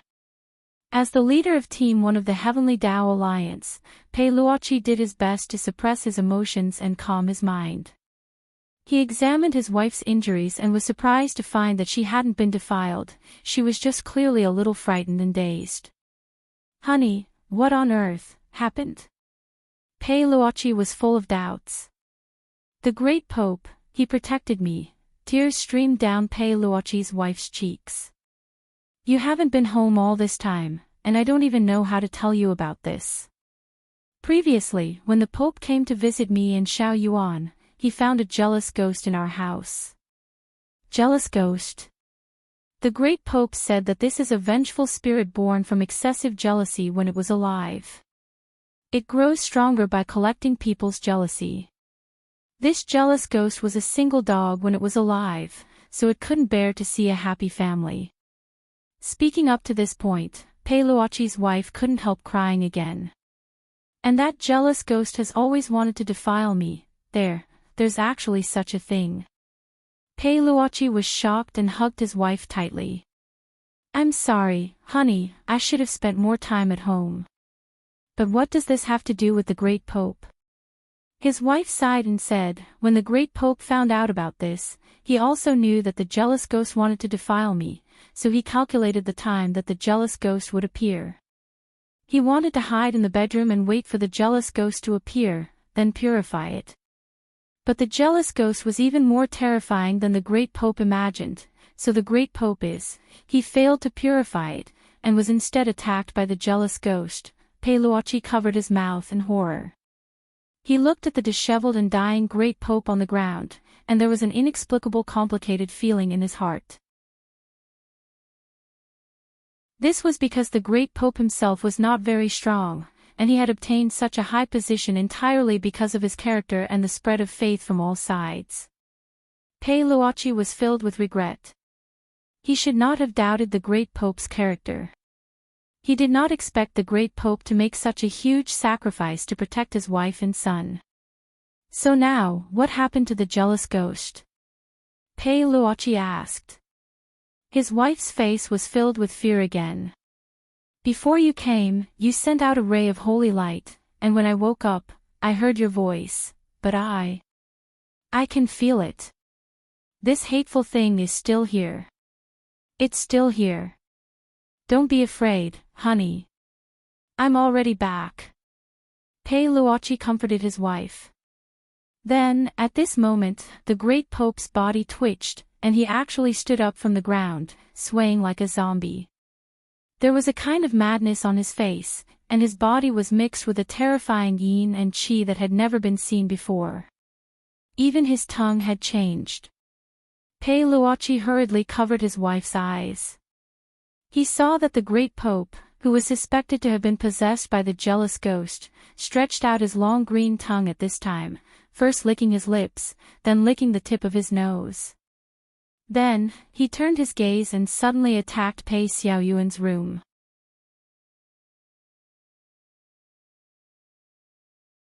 Chapter 1803. Why? Why am I always alone? Why do all of you have someone you like? Even otaku can find a girlfriend in the end. But I don't. Why do you have a lady with such a beautiful voice to play games with you? She can even help you win. Why do I have nothing? In the end, I can only enter this old man's body. The resentment of this jealous ghost was extremely strong. After possessing the body of the Grand Pontiff, it immediately produced a strong spiritual pressure. Pei Luochi knew that things were not going well, but at this moment, he could only protect his wife and share part of the spiritual pressure for her. Once he made a move, it would be easy for a loophole to appear, and his wife would be directly pressured by the jealousy ghost. However, if he continued to protect his wife, his son Pei Xiaoyuan would also be in great danger. Bang!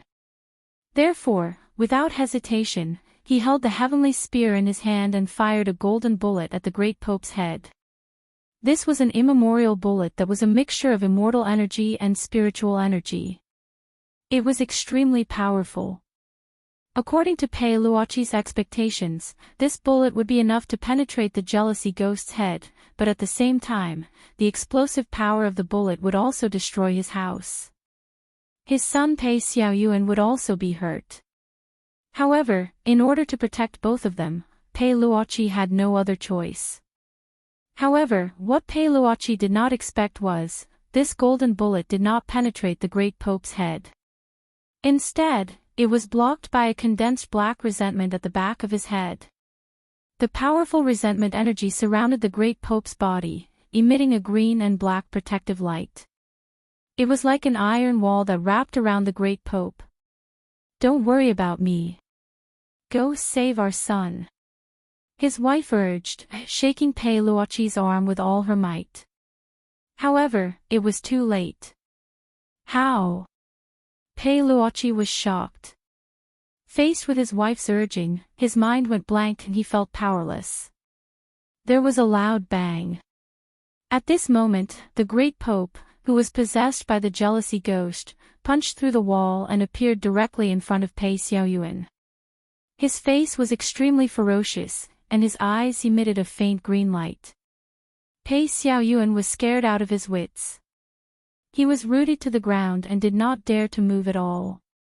This kind of pressure was beyond what a child could bear. Run! Pei Luochi was extremely anxious. He roared loudly. At this moment, the great Pope stretched out his long tongue and was about to tie Pei Xiaoyuan up and lick him. However, in the next second, a beam of golden holy light suddenly appeared. This holy light reward was too sudden. It suddenly exploded from Pei Xiaoyuan's desk, and then the dazzling light immediately covered the entire room. Pei Luochi couldn't see what was happening.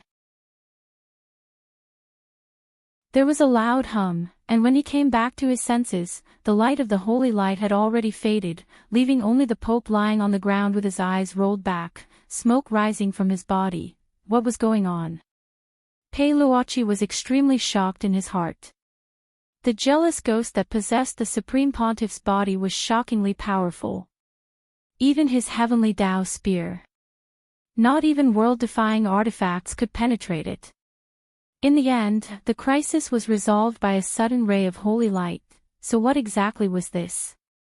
Thinking back to when the holy light shone, Peiluochi clearly remembered that at the moment when the holy light shone, his eye power couldn't see through the holy light at all. He was an immortal sovereign. A ray of holy light that even he couldn't see clearly appeared in his house and saved his child. It's the Holy Mother. Peiluochi's wife shouted excitedly. Because of the excessive shock, her legs were still weak, so she crawled to Pei Xiaoyuan's side. Xiaoyuan. Xiaoyuan. Are you all right? She hugged Pei Xiaoyuan, who was also frightened to the point that his face was pale. The mother and son huddled in a corner, not speaking for a long time. In the end, Peiluochi was the first to react. He composed himself and walked toward the Supreme Pontiff, who was rolling his eyes. After confirming that the Supreme Pontiff had no signs of life, Peiluochi frowned. This is not good. The Supreme Pontiff is dead. The Supreme Pontiff is dead. His wife was stunned. Peiluochi sighed. Even if that ray of holy light was the Holy Mother's manifestation, the Supreme Pontiff died in our house. If this matter were to spread, it would directly affect the relationship between the Heavenly Tao Alliance and the Supreme Pontiff. Moreover, the Supreme Pontiff is an 8-star heavenly hound. I'm afraid will offend more than just the Church. Let's move.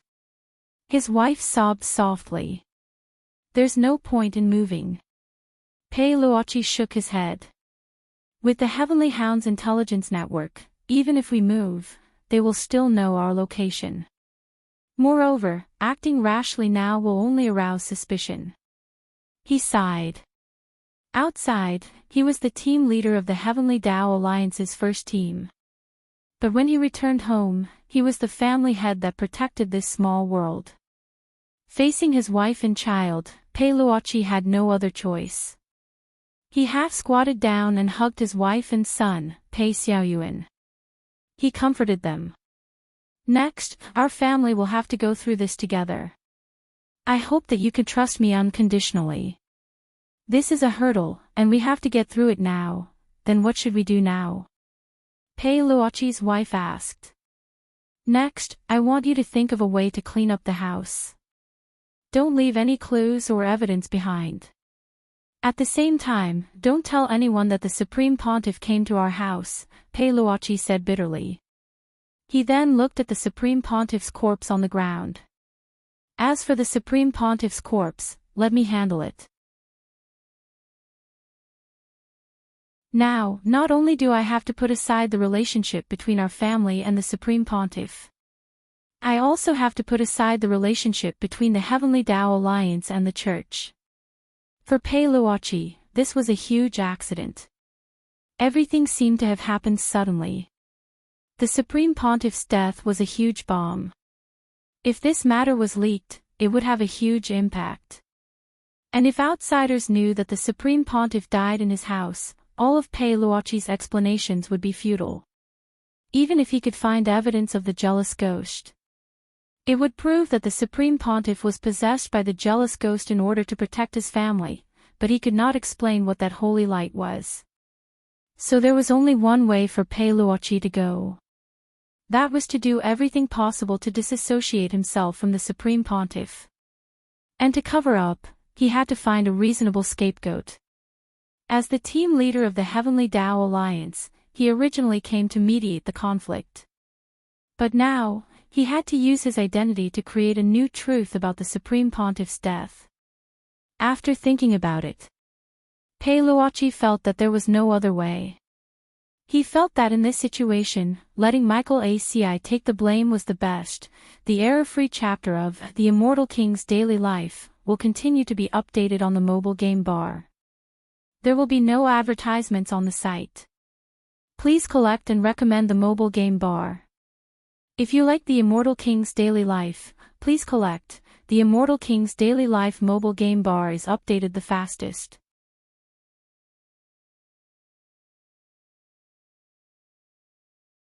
Chapter 1804. This wasn't a whim on Pei Luochi's part, but the result of careful consideration. The great Pope's death had been an accident that no one had expected. If Pei Luochi took the fall now, once the relationship between the Heavenly Tao Union and the Church was exposed, it was bound to disrupt the balance between the other forces. The Heavenly Tao Union's job was to adjust the sharpness of the various forces to begin with, so that they could form a relatively stable situation under the Church's control. Therefore, he definitely couldn't bear this lightning bolt. The remaining choice was to choose between Macoxy, Madame Lavin, and Levis. Madame Ravin was currently preparing for the variety competition. In order to carry out the plan in an orderly manner, there was no way Pei Luochi would let Ravin take the fall and disrupt the established rhythm. As for the Crimson Orchid Association led by Levis, they were already at odds with Mike ACI. He had come here to mediate the conflict between Mike ACI and Levis. If he were to let Levis take the bullet now, it would be the opposite of what Pei Luochi had intended to achieve in the first place. So right now, Michael ACI was the only way out. Furthermore, given Michael Assie's status and legendary reputation in Micho Nation, even if it was said that the great Pope had died at Michael Assie's hands in the end, the authorities wouldn't be able to do anything about this legendary general. Pei Luochi thought that Michael ACI could only swallow this loss in silence. "Honey, can we really get through this?" Pei Luochi's wife's voice was still trembling. Her heart was full of regret. She had never expected their happy little family to actually fall into this situation. "Now, all you need to do is to clean up the house according to my instructions. Leave the rest to me," Pei Luochi said as he hugged his wife and son tightly in his arms. At the same time, he began to think of a comprehensive plan to shift the blame to others. First of all, he had to protect the great Pope's body. At the very least, he had to delay the great Pope's death, and keep his blood circulating for a period of time to create the illusion that he was still alive. Of course, such a method was impossible to achieve under normal circumstances, but it was not difficult for cultivators of high realms. That night, on the cliff of Proud Wind Mountain in Glio City, this legendary general of Micho Nation, Mike ACI, was sitting cross-legged. His consciousness was linked to the sky as he conversed with his friend from a distance. Such a stream of consciousness conversation would not be disturbed by outsiders, nor would it be recorded. It was a very safe method of conversation. "I really don't know what the great Pope is thinking. A mafia organization like the Crimson Orchid Society is completely unreliable. I, Michael ACI, have never suffered such humiliation. If he wasn't the Supreme Pontiff, I would have exterminated him as well." Michael ACI communicated telepathically. A burst of slightly aged laughter came from the other side. Right now, the two other legendary generals of Micho Nation were talking to Maishi, Admiral Meng Qi of the Navy and Admiral Lai Kong of the Air Force. Marine Admiral Meng Qi quickly laughed after hearing the words, "Mike, you don't know this." For the Crimson Orchid Association to be able to be so arrogant in a place like Glio City for so many years, they naturally had some connections with the Church. "It's fine if you just say it. After all, the great Pope's identity is extraordinary." Michael ACI sighed.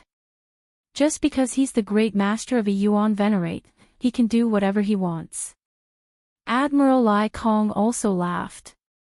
"Of course he can do whatever he wants if he's the great master. But you have to be careful, Michael. You can't speak carelessly about killing the great Pope. If you mess up your relationship with the Yuan Venerates in the future, it won't be worth it." "I know, but after this, I'm going to make Levis regret it," Michael ACI said sinisterly. As Meng Qi and Lai Kong had said, because of the interference of the Church and the Heavenly Tao Alliance, he could only give up on this operation to destroy the Crimson Orchid Association. But as a proud person, Michael ACI was always filled with hostility towards those who disrespected him. This time, he could let Levis off for the time being for the sake of the church. But after everything was over, Michael ACI had already decided that as a legendary general of Mishio Nation, he would impose a brand new sanction on Michael ACI. West Wind Castle in Glio City, Mishio Nation. This was one of Michael ACI's properties in Glio City, and every time he came to Glio City, he would choose to stay here.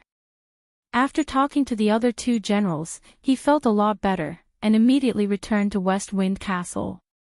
His youngest daughter, Michael ACI, was still studying in Glio City, and usually lived in the castle.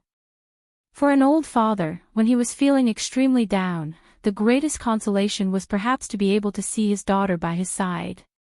When the gate to the castle's front courtyard opened, Michael ACI swaggered in, sword in hand. "Where is little Bay now?" he asked. The maid sweeping the floor bowed respectfully. "Young Miss is playing in the manor at the back. The head maid is standing guard by her side." "All right." Michael ACI nodded. After learning about his daughter's location from the servants in West Wind Castle, Michael ACI made a shushing gesture, intending to sneak up from a small path. However, just as he approached the manor at the back, a strange murderous aura suddenly penetrated him from under the shade of a tree. "Is it an assassin?" Assassins would occasionally launch sneak attacks on the general's residence. Of course, Michael ACI knew that the assassin was not targeting him, but his daughter. As long as his daughter was kidnapped, he would have the right and authority to threaten him. Therefore, when Mikoasi wasn't by his side, he found a powerful chief maid to serve Mikoasi at all times. She was specifically responsible for Mikoasi's safety. That was why when Michael ACI felt the murderous aura, his first reaction was that the assassin hiding behind the tree was to harm Michael ACI while he was on his way back. "Little thing, your luck is too bad, you just happened to bump into me," Michael ACI sneered in his heart. Without the slightest hesitation, he pulled out his sword and aimed at the tree trunk. Swoosh! A large amount of blood spurted out from behind the tree trunk and splattered on the ground. After Mikoasi sheathed his sword, the assassin who was hiding behind the tree fell into a pool of blood. Michael ACI walked to the front of the tree expressionlessly, then turned the assassin over with his foot. When the assassin's face was revealed, Michael ACI's expression instantly changed. The Great Pontiff. The Great Pontiff. Why was he here? Michael's heart was filled with shock. He had just expressed his dissatisfaction with the Great Pontiff's decision to the other two generals and had even said that he wanted to kill the Great Pontiff. Now, the Great Pontiff had really died by his sword. If the Yuan Venerate knew about this, he would definitely be in deep trouble. Michael ACI broke out in a cold sweat. He did not know why the Great Pontiff would appear here. But judging from the current situation, the Great Pontiff had been killed by him. His general's sword had a very special sword mark that could not be deceived. There's no other way. Michael ACI's mind was racing as he tried his best to think of a way to disassociate himself from the Great Pontiff. Then, he thought of a very suitable candidate to take the blame, Levis.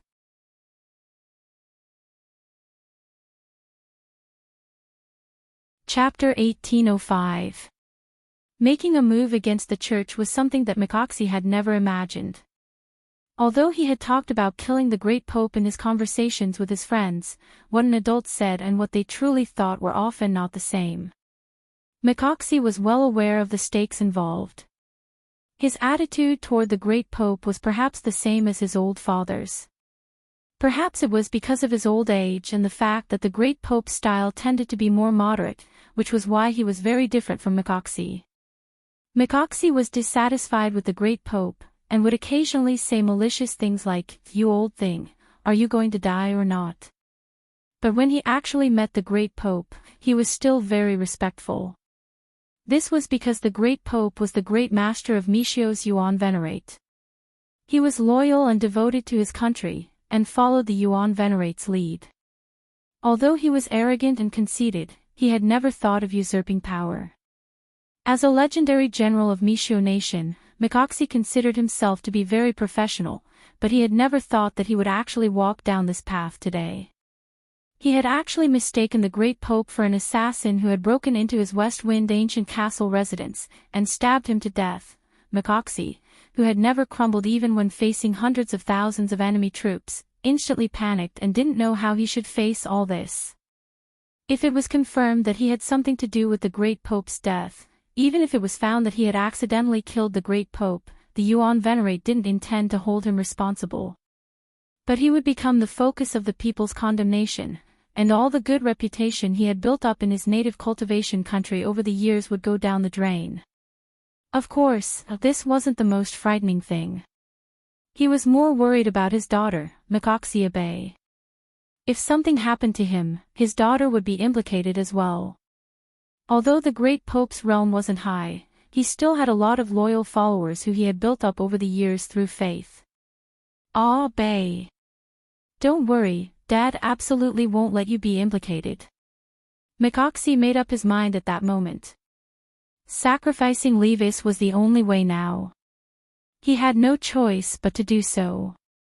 At the same time, if Levis took the fall, he could legitimately dispatch troops to get rid of the Scarlet Orchid Association as well. When the time came, he could act first and report later, directly kill Levis and bury the truth. He would not give Levis any chance to defend himself. Therefore, the most urgent matter at hand was to treat the injuries on the Pope's body. The real cause of death could not be covered up, and that sword strike of his was probably the fatal wound on the Pope. The stab was very deep, and the shape was special. Only the general's sword could cause such a wound. That was why Mikoxi had to create the illusion that the High Pontiff was still alive. He had to use some means to stop the wound, repair the sword wound, and replenish the High Pontiff's blood, so that the blood could continue to flow through his body for a while.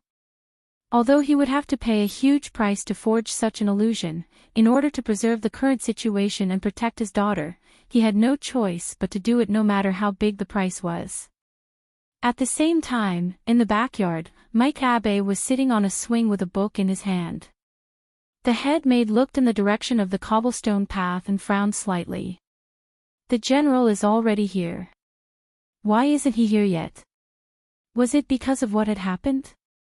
Does Miss want to take a look? Don't worry about him. Maiko Abe answered calmly. He might have run into the Great Pontiff on the way. Supreme Pontiff. The Great Pontiff is here. Yes. Mike Abe smiled. I saw the Great Pontiff coming here earlier, but he did not respond when I spoke to him. I only reminded him that my father would definitely pass through the cobblestone path to visit me today, so it would be best for the Great Pontiff to wait for him by the side. Do you think my father killed the Great Pontiff as an assassin? That would be interesting. Miss, you must be joking. The head maid wiped the cold sweat off her forehead and smiled bitterly. Assassins all have a murderous aura. If the Great Pontiff was here to see the general, why would he have such a murderous aura? The two must have bumped into each other and were having a conversation. Yes. That's true. Mike Abe nodded and continued to read the collection of works in his hands. Miss, you've read this collection of works several times, but why do you only read this one every time? You don't understand. Mike Abe's eyes flashed. It's like a speck of dust in this era. It's too beautiful. After the meeting at St. Peter's Cathedral, Madame Lavin and Levis found a private clubhouse for a private talk. The place was surrounded by the Crimson Orchid Association's mafia members and white warriors. Lavin, since there's only the two of us here, I'll get straight to the point. Levis crossed one leg and stared at Madame Lavin. Actually, it wasn't the Heavenly Tao Alliance and the Church's intention to protect me. Isn't that right? Oh. President Levis, why do you say that? Madame Lavin smiled. Although the Crimson Orchid Association is related to the church, the Crimson Orchid Association is just a mafia that occupies some territory in Glio City. It's a dispensable existence. Levis said, it's just that this time, they happen to be dealing with the Battle Sect and the Huagua Water Curtain Group, so they used the Crimson Orchid Association as cannon fodder.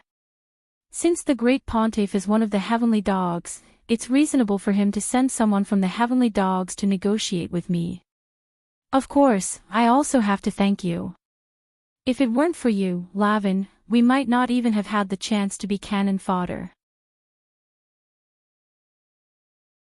Presidently, you must be joking. This was just a stopgap measure. Seeing that she couldn't hide it anymore, Madame Lavin said bluntly. What benefits did the church promise you when you mentioned this plan? Is it to directly take over my position as president after the deed is done? Levis laughed. Lavin, you've really made a good plan. If number 60 High from Huashuo Nation loses this competition, not only will you not give up control of your wall wolf cultivation supermarket, you'll also directly swallow up my Crimson Orchid Association.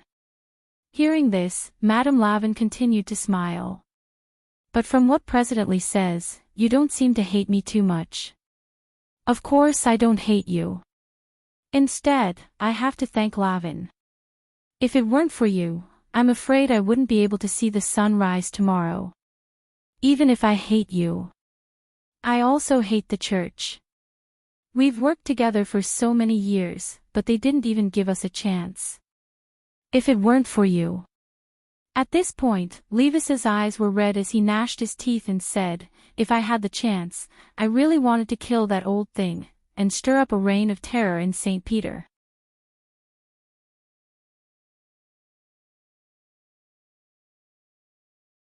Chapter 1806. It didn't feel good to be used as a chess piece. Ever since Levis became the president of the Crimson Orchid Association and started working with the church, he had imagined how the church would deal with him if they felt that he was useless one day. He thought that the church would be as kind as the Virgin Mary and talk about martial ethics, but he didn't expect that abandoning the entire Crimson Orchid Association was still the church's first choice when faced with related problems. If it wasn't for Levine, Levis felt that he would have become a rotten corpse that was casually abandoned in a hidden corner of the street and slowly turned into bones that would be eaten by the stray dogs in Glio City. Thus, Levis now. He hated. He really wanted to kill the great Pope. If he really did it, it might be possible. Because the great Pope's realm was not strong, but because of his identity and the protection of masters, it was rare for the great Pope to leave alone. He might only let his guard down when he entered a friend's house. But who were the great Pope's friends? Just a few hours ago, the arrogant My ACI was one, and Team 1 leader Pei Luochi of the Heavenly Tao Alliance was another. With these two peerless masters as friends, he naturally didn't have to worry about his safety when he went to their houses. So to sum up, there were very few chances to find the great Pope alone. Levis was well aware of the stakes involved. Admittedly, he was just thinking about it to relieve the anger in his heart, and he was not really going to kill the old man. Presidently, you don't have to be so angry. Our sincere cooperation is the way of the king. Madame Lavin smiled again. Her rich and meaty face seemed very elastic when she smiled. Levis could only smile bitterly. When he first saw Lavin, he felt that this woman who hid a dagger in her smile was not easy to deal with, but he didn't expect her to be so scheming. These years, she had been running a large supermarket chain under the guise of a variety show producer. It seemed like she was doing legitimate business, but she was actually running a variety of illegal businesses. Levis looked at the white warriors who stood solemnly around him and felt a deep sense of irony. Forget it, the current situation was not in his favor. He could only think of a way to make a concession first, and then come up with a long-term plan. He, Levis, would take back what belonged to him sooner or later. With that in mind, Levis took the initiative to stand up and extended his hand in a gentlemanly manner. Well then, Madame Lavin, I hope that we can cooperate sincerely in the future. He tried his best to hide the sharpness in his eyes and lowered his head. At this time, Raven also reached out and shook hands with Levis. President Lee is indeed a smart person. Sincere cooperation. Whether it's the Huagua Water Curtain Group or the Battle Sect, we'll wipe them out in one fell swoop. On the way back to the villa, Levis had a headache. He poured himself a glass of tequila and walked to the sliding glass in the living room, looking at the bright moon outside the window. Looking up at the starry sky and thinking about life was something Levis often did. His peripheral vision swept across the courtyard that seemed to be covered by a layer of white muslin. Suddenly, he caught sight of a white figure. This white figure was hiding behind a shrub in the courtyard, as if he was ambushing something. The first thing he thought of was Raven's white warriors. This Lavin, Levis was so angry that he crushed the glass in his hand into powder. On the surface, they said that they were cooperating sincerely, but in reality, they had sent a white warrior to follow him to his home to kill him. Levis was furious. He channeled spiritual power in his palm and condensed it into the shape of a blade. Then, he threw it forward. Whoosh! The speed was so fast that the white warrior in front of him had no time to react. This small flying knife formed from spiritual power directly pierced through the white warrior's head. Levis was determined to kill and did not leave any leeway. Even if Raven found out, he was not afraid. It was against the law to trespass into his residence without his permission. Levis thought it was ridiculous. He was the leader of the largest mafia organization in Glio City. He did not expect that he would have to protect himself from the perspective of the law at this time. If he had not chosen to walk the path of the Crimson Orchid Society's president and instead become a law-abiding citizen, even if his life was worse than now, he would at least be able to live a stable life, right? Levis sighed in his heart. He pressed a button to open the sliding door to the courtyard and slowly walked toward the white warrior's corpse. At this time, Levis had already prepared the corpse decomposing water. This was one of the common methods of the mafia. It was to erase everything without leaving any traces after such an accident. Just as he was about to dump the corpse, he suddenly realized that the face of the corpse seemed a little familiar. Levis's mind went blank. Then, he was completely stunned. This was the Great Sect Emperor. At this time, his mind was like a thunderclap.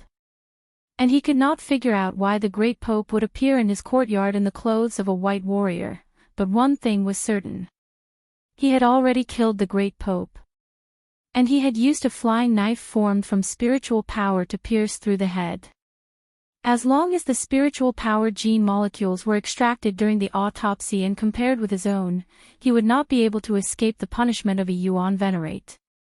How could this be? Levis took a few steps back and sat paralyzed on the ground. Even though he had seen his fair share of spectacles, and had even threatened to kill the worst old man in the church, Levis's mind was in a mess when the Grand Pontiff really died in front of him. He was at a loss as to what to do. There were too few people he could trust now. He could not trust the church, Lavin, Michael ACI, and the Heavenly Tao Union. They were all on the side of the Great Pope. He was the weakest party, so he would not be able to frame them even if he wanted to. Moreover, his cultivation level was too low compared to the others. The key to framing someone was to make everything real. In other words, if the Great Pope had died in the hands of those people, it would be very easy for them to frame him. However, it was simply unrealistic for him to turn the tables and shift the blame. What to do? At this time, only these 3 words were left in Levis's mind. He also did not know what to do. After sitting in a daze for a while, Levis could only think of one solution. That was to use the corpse of the Great Pope as a proof of allegiance and form an alliance with the Huagua Water Curtain Group and the Battle Sect. But the other party might not be willing to accept such a cooperation. Because once the 2 parties were connected, the death of the Great Pope would directly become a huge diplomatic problem between the cultivation countries.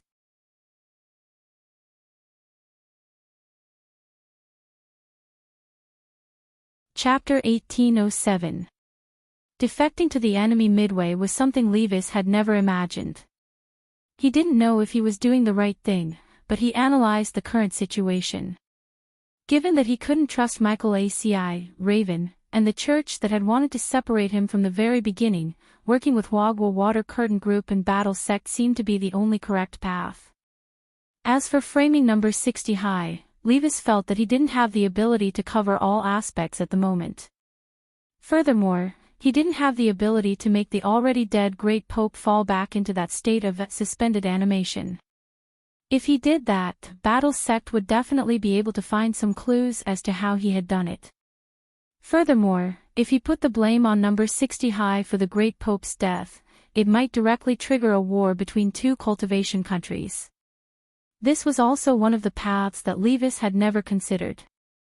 Although he had used the truck driver to frame the eldest miss of Wagwa Water Curtain Group for his subordinate Meilee's death, in the end, it was just a small matter. If one Meilee fell, thousands of Meilees would rise again, but the Great Pope was different. He was the backbone of faith in Mishio, a huge cultivation country. If he collapsed, the consequences would be very hard to predict. In short, starting a war wasn't something Levis wanted to see. His original intention had only been to suppress Wagwa Water Curtain Group and Battle Sect and restrict their development. He hadn't really wanted to crush them to death with one blow. Because from a businessman's point of view, money still had to be earned. With material goods as a condition, the body would always be more honest than the mouth. Once a war broke out, it would always be the people of the two cultivation countries who would suffer. Without a stable living environment, how could they earn money at ease? After quickly packing up the Great Pope's body, Levis put it in a huge fridge, and then put the fridge into his space with a storage bag. By the time he was done, it was already early in the morning. He could only talk to Lotus Sun now, so he had to go to number 60 High's hotel, and he had to do it under the cover of night. Otherwise, it would be too conspicuous to move a corpse on the road. Levis was in the car. He had just driven out of his villa when he saw through the rearview mirror that someone was actually chasing him at a very high speed.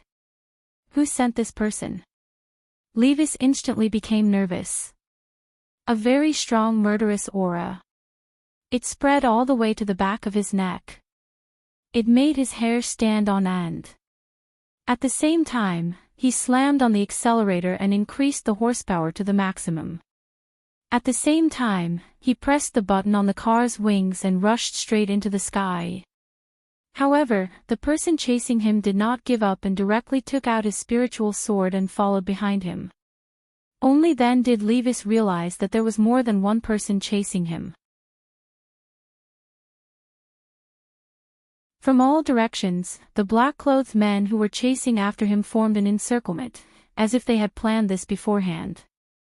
What were these people trying to do? Could it be that he had already discovered that he had killed the Great Pope? But this was too much of a coincidence. How was this possible? He had just killed the Great Pontiff, and now he was being targeted by a group of people. As he was fleeing for his life, Levis's brain was working at the same time. The only possibility he could think of was that this might really be a trap. A plot to put him to death, damn it. He controlled the steering wheel and did all kinds of extreme maneuvers in the air. Behind him, a dozen black-clothed men stepped on their spirit swords and turned into meteors as they followed closely behind. This kind of speed was almost as fast as a car. It was extremely exaggerated. At this time, Levis felt as if he was being targeted by a pack of hungry wolves. Moreover, it was a pack of hungry wolves that had been starving for a few days. They rushed forward recklessly, looking as if they would not stop until they caught up with him. Levis gritted his teeth. When the car drove to the ferry lake in Glio City, he directly plunged into the lake. Under the water, no matter how high one's realm was, one's movement would be limited to a certain extent. However, what made Levis extremely horrified was, at the bottom of the fairy lake, there were actually people waiting for him. Just like the black-clothed men who were chasing him, once they saw Levis diving into the lake, they directly waved the spirit swords in their hands. The golden blades of light instantly slashed across the bottom of the lake, forming a splitting force. They surrounded his car from all directions and instantly cut it into several pieces. Then, under the lake, a huge explosion occurred in Levis's car. This was caused by the deflagration of the spirit stones in the car after the energy was ignited, and a huge water column rushed up from the lake's surface. Covered in blood from the explosion, Levis used all his strength to escape from the lake, and crawled ashore in an extremely sorry state. At that moment, the black-clothed men who had been chasing him relentlessly also instantly surrounded him. It was only then that Levis could clearly see the slightly familiar markings on these black-clothed men, as well as the black and red spirit swords they were all equipped with. In almost every city in Mishio Nation, there was a group of Darkwing enforcers who only lived at night. They maintained the safety of the city at night and effectively reduced the chances of crime at night. However, these Darkwing enforcers were also part of the army, and were under the jurisdiction of Mikoxi. Levis knew that there was such a group in Glio City, but this was his first time seeing them in person. "You're Mikoxi's men." His vision was blurry as Levis saw who this group of black-clothed men were. "Mr. Levis, because you're suspected of being involved in the disappearance of the Great Pope, we're here on General Mikoxi's orders to arrest you. We hope you'll cooperate." The leader of the black-clothed men stepped forward. "I see." In an instant, Levis understood everything. All of this was revealed in his mind with a single glance as Michael ACI revealed his identity to the public. He shifted forward and used the last of his strength to escape, but this group of dark wings behind him didn't give him any chance at all. Bang! Bang! 2 gunshots rang out in quick succession from that black and red special spirit sword and hit both of his calves. Levis knew that there was no way for him to escape. He closed his eyes and sighed in his heart. At the same time, he wondered why he had fallen to this state. At that very moment, amidst the deathly silence, he suddenly heard the sound of a few people falling to the ground. Just beside him, a few dark wings had suddenly fallen, falling right beside him. It was a youngster with snow-white hair. He had suddenly appeared here like a ghost, like the incarnation of dark shadow. Under the bright moonlight, his white hair danced in the wind and gave off a faint luster, which was especially eye-catching at this moment. Levis's eyes were blurry, and coupled with his serious injuries, his mind was a little confused in that instant. "You're 5. The youngster, 5 my ass." He was Wang Ying. "Set a small target first, like 1 second. Remember, booksellers."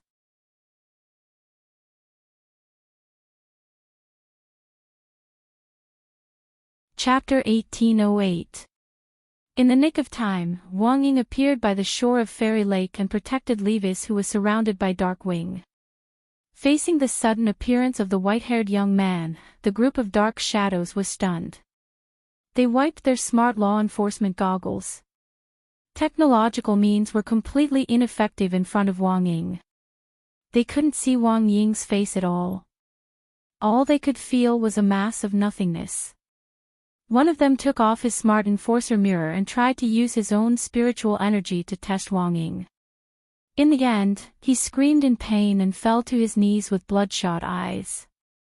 An existence that could not be seen, this was something that only the upper almighty beings could do. In an instant, these dark wings' eyes stared blankly and their nerves tensed up. Who was this person, and why was he here? "Leader, what should we do now?" Seeing this, the members of Darkwing communicated with each other through voice transmission. They really did not know what to do. Wang Ying was too powerful. If they fought him head-on, they would only die. On the other hand, they were here under Maxi's orders. Military orders were absolute. They had to bring Levis back. If they failed the mission, they would probably be punished. If they returned unscathed, they would probably die. After thinking it over, the leader of Dark Wing took a deep breath. He took off his smart enforcer mirror and took out a cigarette in front of Wang Ying. After lighting it up, he put it in his mouth and stared at Wang Ying. "Senior, we're here under General Maxey's orders. I hope you won't make things difficult for us. Otherwise, we'll be in trouble." Wang Ying squinted his eyes and smiled. He did not answer their question directly. "I'll give you a count of 10. Run. If you don't leave before my countdown ends, you'll all die." He stared at Dark Wing, who was in the air without fear. "Then, Senior, please forgive us for our offense." The party leader of Dark Wing took a step forward. Using a hand gesture as a signal, he instantly linked the members around him to form a sword formation. The moonlit fairy lake rippled at this moment. The spiritual light emitted by the combined sword formation shone down from the sky and was reflected on the surface of the lake, forming a clear circle of spiritual tattoos. He didn't believe that Wang Ying would really attack them. This was Glio City, a modern cultivation city with strict discipline and cultivation rules. Killing a law enforcer in public in such a place was something that even an almighty could not do. If they were found out, wouldn't the force that the other party belonged to become the target of public criticism? Hence, this party leader Dark Wing was taking a gamble. He was betting that Wang Ying wouldn't dare to kill them. Therefore, he ordered for the sword array to be formed in an attempt to fight against Wang Ying. At this moment, Wang Ying lifted Levis up and placed him on his shoulder. Facing the tens of thousands of murderous sword shadows on the lake, he kept his promise and counted. 10. 9. 8. From the beginning to the end, he maintained his smile. It was the kind of relaxed demeanor that exuded a terrifying pressure at the same time. With every number he counted, Dark Wing could feel a terrifying bloodlust surging up his spine. 7, 6, 5. Wang Ying was still counting down. Everyone was stunned as the countdown rang out like the Grim Reaper's bell. Wang Ying clearly hadn't made any moves yet, but as the countdown rang out, it was as if they could see the virtual image of a black-robed Grim Reaper behind the youngster. It was a humanoid skeletal creature, tall and awe-inspiring, and as white as jade. Its eye sockets were filled with arrogance and indifference, and it had the power to despise everything. This was Wang Ying's Dharma spirit. Completely different from Wang Ling's cosmic wisdom and extreme gentleness, this was a war machine worthy of its name. Kill. Terrifying. Heartless. This was the synonym for Wang Ying's Dharma spirit. For a moment, Fairy Lake was dead silent. Wang Ying hadn't even moved when this Dharma spirit appeared, but cracks immediately appeared in the sword array that had just been formed in the air. It had been directly shattered by this aura, and this Dark Wing was so shocked that he couldn't speak. "Quick, run." Just as Wang Ying was about to count down to the last 3, the Dark Wing team leader instantly roared as if he had woken up from a nightmare. He realized that this wasn't an existence they could contend with, it was a super-dimensional power that surpassed their understanding. This resolute killing intent forced this Dark Wing team leader to make the decision to retreat after Wang Ying counted down to 3. He would rather take the blame himself than watch his young teammates die with him. How boring. Wang Ying secretly snorted. He had thought that these people were tough, but he had still scared them off. But the truth was that even if he did make a move, he would be careful not to take their lives. Even if he accidentally beat them to the brink of death, he would still think of a way to save them. Seeing that everyone had retreated, Wang Ying teleported and brought them to a safe place in an instant. Right after that, he smacked Levis's butt. "You, wake up, stop pretending." Levis immediately opened his eyes. Wang Ying threw Levis down, and only then did Levis realize that he was at the top of the Star Tower. "Thank you for saving me, Senior." He bowed to Wang Ying. While Wang Ying was confronting the group of Dark Wings, Levis realized that his wounds had all healed. Wang Ying had used a healing spell to heal them. This healing speed was faster than going to the hospital, and it required a large amount of spiritual energy to be used in a short period of time. But it was obvious that this spiritual energy was only a drop in the ocean for Wang Ying. It was not worth mentioning. Levis immediately determined that the person who had saved him was the immemorial being that had been mentioned in the intelligence report. According to the intelligence report, there were at least a dozen immemorial beings in the battle sect. Levis didn't know which one Wang Ying was currently. "Senior, are you the Eternal One?" Levis asked. Wang Ying smirked. "You seem to know a lot."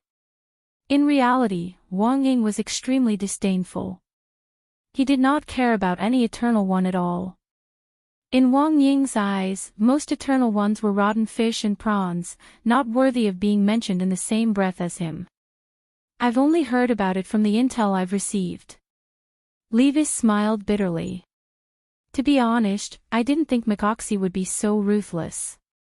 He purposely lured the Great Pope into my courtyard, made me kill him by mistake, and then hunted me down in the name of law enforcement.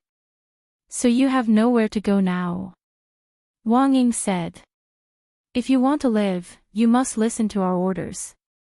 "That's for sure, Senior," Levis said submissively. "Where's the Great Pope's body?" Wang Ying asked. "It's here. I've been carrying it with me." Levis took out his storage bag and took out the fridge. Wang Ying moved his finger and opened the fridge, then took out the Great Pope's body. He then raised his fingers, as if he was grabbing something. Levis rubbed his eyes, and was shocked to find that the Great Pope's shadow had been taken out by the battle sect senior who saved him. Wang Ying sneered. Without another word, he directly injected the Great Pope's shadow into Levis's body. This was the shadow membrane assimilation technique. It could use the power of a shadow to attach to another person's body, causing the first shadow to be covered by a designated second shadow membrane. For a short period of time, the person would obtain the exact same memories and abilities as the second shadow's original owner, even their appearance would change into the original owner's appearance. This was a secret technique that originated from the Shadow Dao. In the universe, other than the Wang siblings, there was currently no other method to distinguish between the real and the fake. At the same time, this was Wang Ying's plan. Right now, he wanted to protect Levis. The best way was to turn him into the Great Pope, and reappear in front of the people who killed the Great Pope.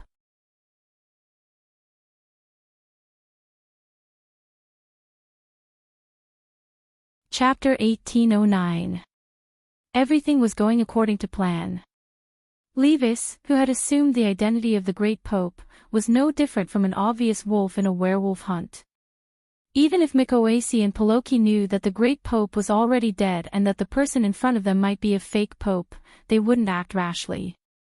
They would only secretly plot to verify the Great Pope's true identity. Unfortunately, given the current methods on Earth, there was no way to see through Wang Yuan's disguise under the shadow assimilation spell. Levis's shadow had already been surrounded by the Great Pope's shadow, and he had obtained all of the Great Pope's memories, while he himself was the Great Pope himself.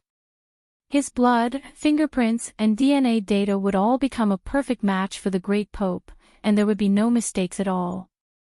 "Do you know what you should do now?" Wang Ying asked as she looked at Levis.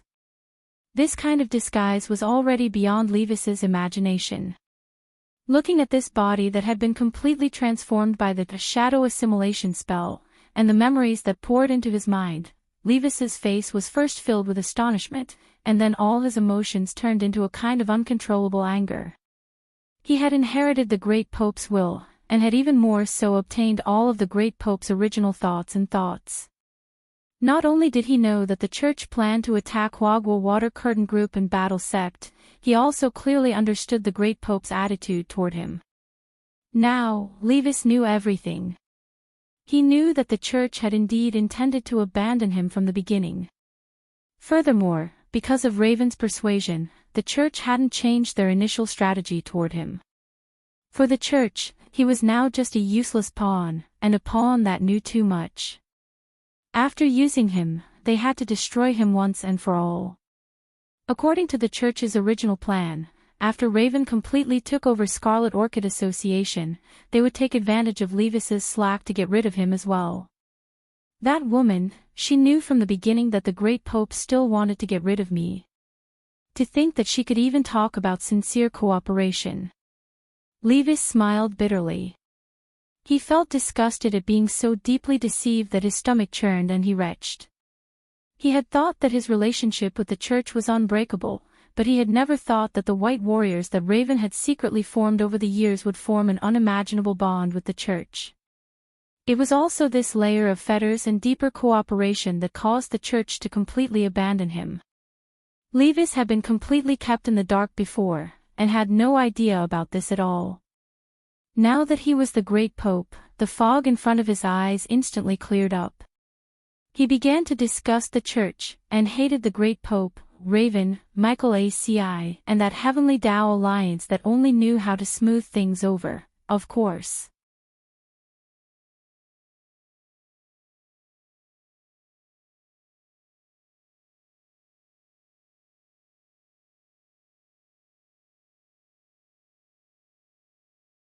Chapter 1810. A mysterious senior had protected Levis, and the entire Darkwing Brigade was heavily injured. This was the latest news Myco ACI received at dawn. Originally, the Darkwing Brigade that he had assigned to capture Levis had been carefully selected by McOxy. Every single one of them was a talent. In the end, under the protection of a mysterious senior, the entire Darkwing Brigade's operation was thwarted. Wang Ying, on the other hand, felt wronged because he really did not make a move. If he had, none of the Darkwing Brigade members would have returned alive. Unfortunately, even if he did not make a move, the Darkwing Brigade members were still injured, and all of them were bruised. As for the most heavily injured person, it was the Darkwing leader who was lying on a stretcher with several broken ribs. General. It's your subordinates' fault. He said weakly, his face pale. Myco ACI could tell that this was not an act, but a real injury. There's no need to say anything. Mycoasi returned the gesture and held his hand. He was touched by the fact that these Darkwing members were putting their lives on the line. He could guess that the person who protected Levis was someone sent by the battle sect, and it was most likely an ancient one. In the face of a battle that was impossible to win, this party leader Darkwing still took the lead and led his brothers to charge forward in unison. Although Mikosai did not witness the scene at that time, he still felt extremely moved when he imagined it. Facing this group of warriors, he naturally could not criticize them. Rest in peace and recuperate. I understand the situation. Myco ACI said. Although he was usually strict, he was kind to his subordinates. As long as they tried their best, he would not make things difficult for them. Although what he did not know was that after Wang Ying left with Levis, this group of Darkwing squad had beaten each other to the point of crippling themselves. If it was not for that, the Darkwing Brigade leader felt that he would not have survived this ordeal. After sending off the Darkwing Brigade, Myco ACI's expression was solemn for a long time. Based on the current situation, Levis was most likely rescued by someone sent by the battle sect, and he did not know Levis's exact location. However, if he could not find Levis, he was worried that his plan to frame Levis would be exposed. General. At the entrance of West Wind Castle, an army soldier suddenly ran in from afar. What is it?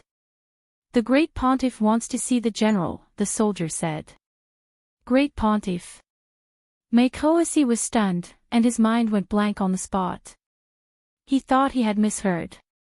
However, after thinking about it carefully and confirming that it was the Great Pontiff, he came back to his senses in shock. That old man, he had clearly already, why did he suddenly come back to life? Mycoasi thought about it and came up with a general possibility.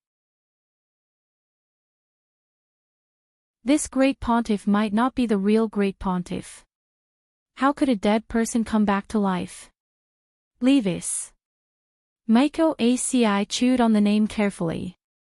His lips curled into a cold smile. He had more or less made a judgment on this matter. But this was good too. It would save him the trouble of looking for Levis everywhere in fear. Impersonating the Supreme Pontiff was a capital offense. How dare this mafia boss? How could he have the guts to pretend to be the boss of an old Yuan venerate? My ACI smiled. His heart was clear. All that was left was to expose Levis's fake identity, and everything would be solved. Once Levis was dead, all the blame could be pushed to Levis. On the other side, Team 1 leader Poloki of the Heavenly Tao Union was also very anxious. As the source of the entire framing incident, he had thought that his plan to push the blame for the Supreme Pontiff's death to Mykoasi had been perfect. However, the outcome had been unexpected, because he had also received an invitation from the church. The Supreme Pontiff was looking for him for a discussion. But the Supreme Pontiff was clearly dead. What was going on? Dear, what do we do now? Poloki's wife was very anxious and helpless. Her hair had turned white overnight, and she had not expected this situation at all. I suspect that Mykoasi already guessed that this was a framing. That's why he set this up. Poloki frowned. How could a dead person come back to life? Then what should we do now? It's better to bide our time, Poloki said. If I'm not wrong, this Supreme Pontiff is a fake one. It's very likely that Mykoasi found someone to impersonate him. He wants to test our reaction. If I show too much shock when I see the Supreme Pontiff, I will definitely be exposed. But I have to go now. Everything will be fine, right? Yes, everything will be fine. Poloki sighed endlessly in his heart as he did his best to comfort his wife. Don't worry, I won't show any flaws. As long as I firmly believe that this fake Supreme Pontiff is the real Supreme Pontiff, there won't be a problem. Of course, if this matter doesn't end well in the end, there's only one last step left. He didn't continue. Because that was a very crazy and scary idea. In order to protect his family from being affected. As a last resort. He could only think of a way to make this fake Supreme Pontiff and Mykoasi perish together. At the same time, everyone at number 60 High also received new information from none other than Mykoasi's daughter, Micah Bay, and Poloki's son, Pei Xiaoyuan. The two of them didn't provide any substantial information, and only gave a simple description of the current atmosphere at home. Because of the Supreme Pontiff, the atmosphere on both sides seemed quite heavy. And almost all of this was within Wang Ling's calculations. In the room, Lotus Sun covered her small mouth slightly, her heart stunned. She had thought that she already had a comprehensive understanding of this teenager, but after this incident, she felt that her understanding of Wang Ling had been renewed once again. It really wouldn't be an exaggeration to call Wang Ling Director Wang tonight. Now, the forces that had joined forces to deal with them in Benglio City were starting to suspect and bite each other. Although they didn't know what the final outcome would be, it would be too difficult for the other side to split their attention to deal with Huaguo Water Curtain Group and Battle Sect while they were busy with their own affairs. If the hearts of the people weren't united, even if a plan was forcibly drawn up, it would definitely be full of loopholes. In fact, even Wang Ling himself hadn't expected that with just a few arrangements, the other side's rhythm would be completely disrupted. So compared with these extremely weak forces, what gave Wang Ling a bigger headache now was the upcoming variety competition. After all, in the first round, he and Lotus Sunday, they would be locked up together.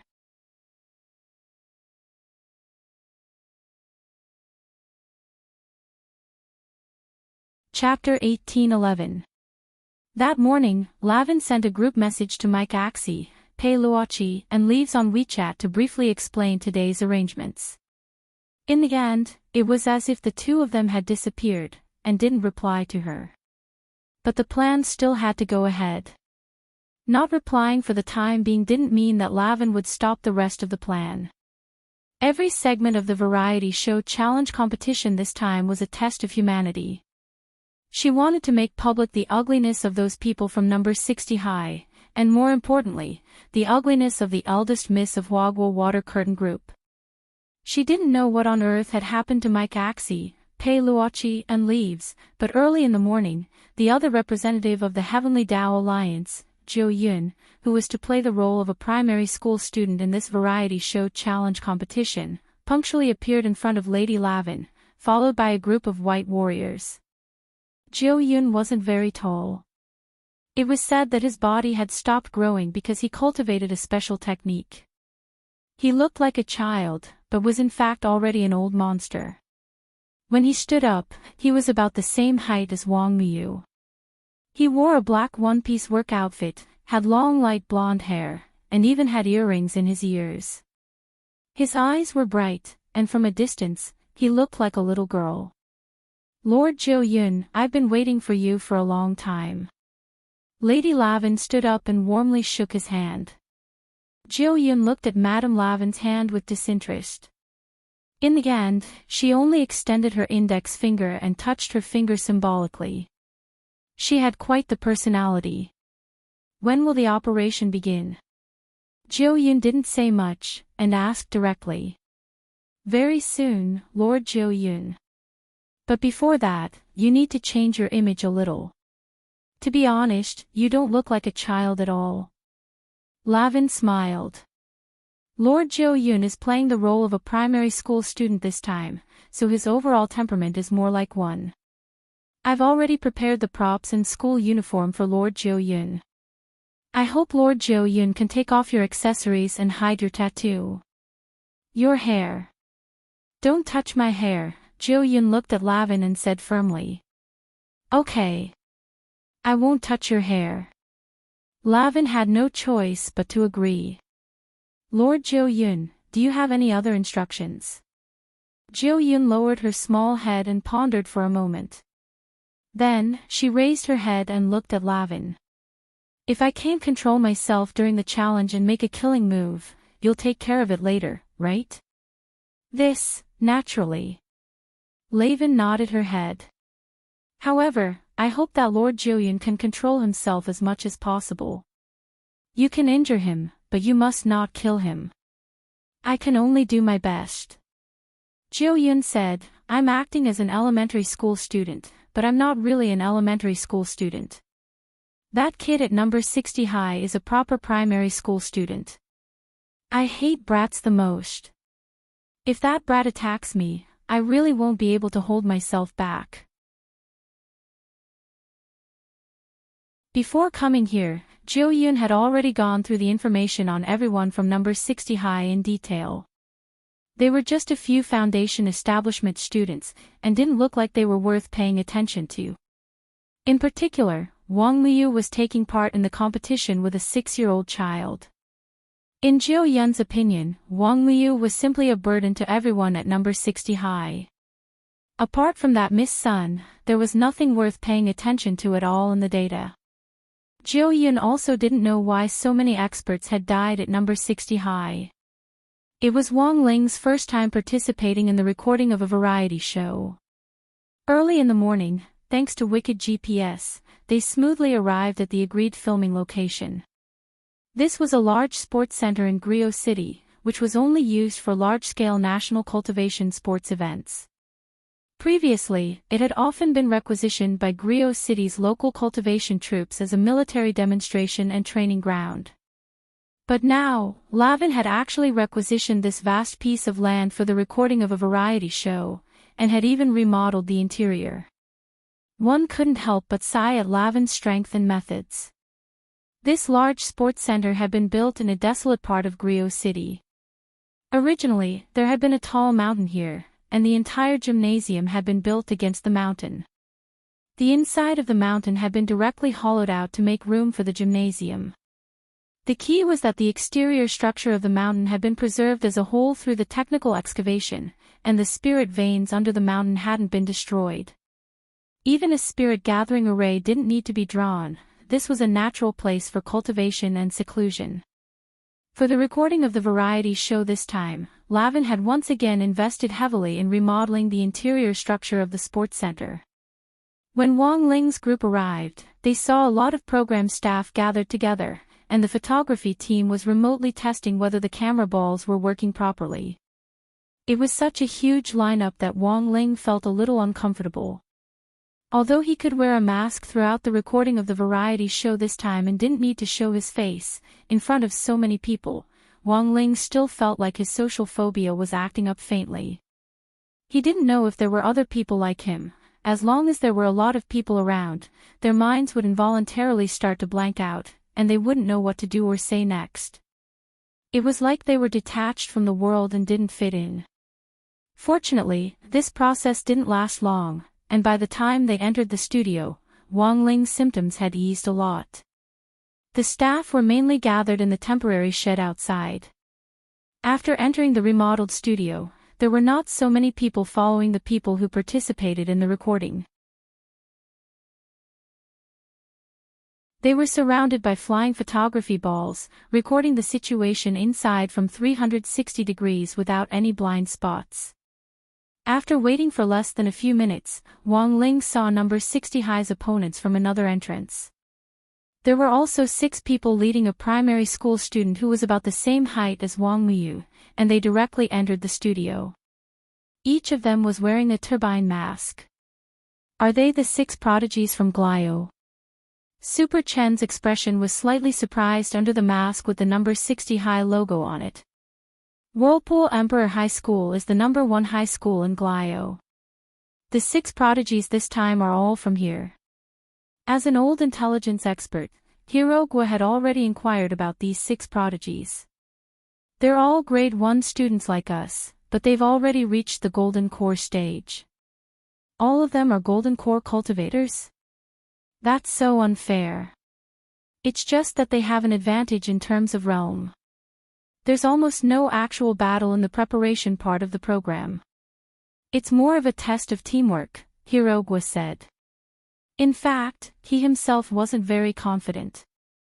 After the 2 sides shook hands, everyone was put on masks by the staff, and they were divided into black and white sections based on their schools. There were 3 secret rooms in each of the black and white areas.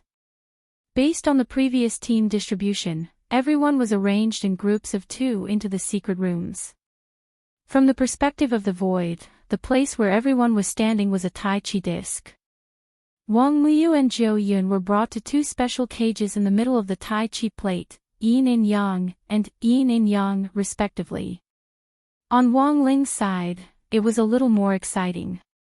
When he clearly heard the heavy stone door of the secret room close, the only sound left in the room was the sound of his and Lotus Sun's breathing in the darkness.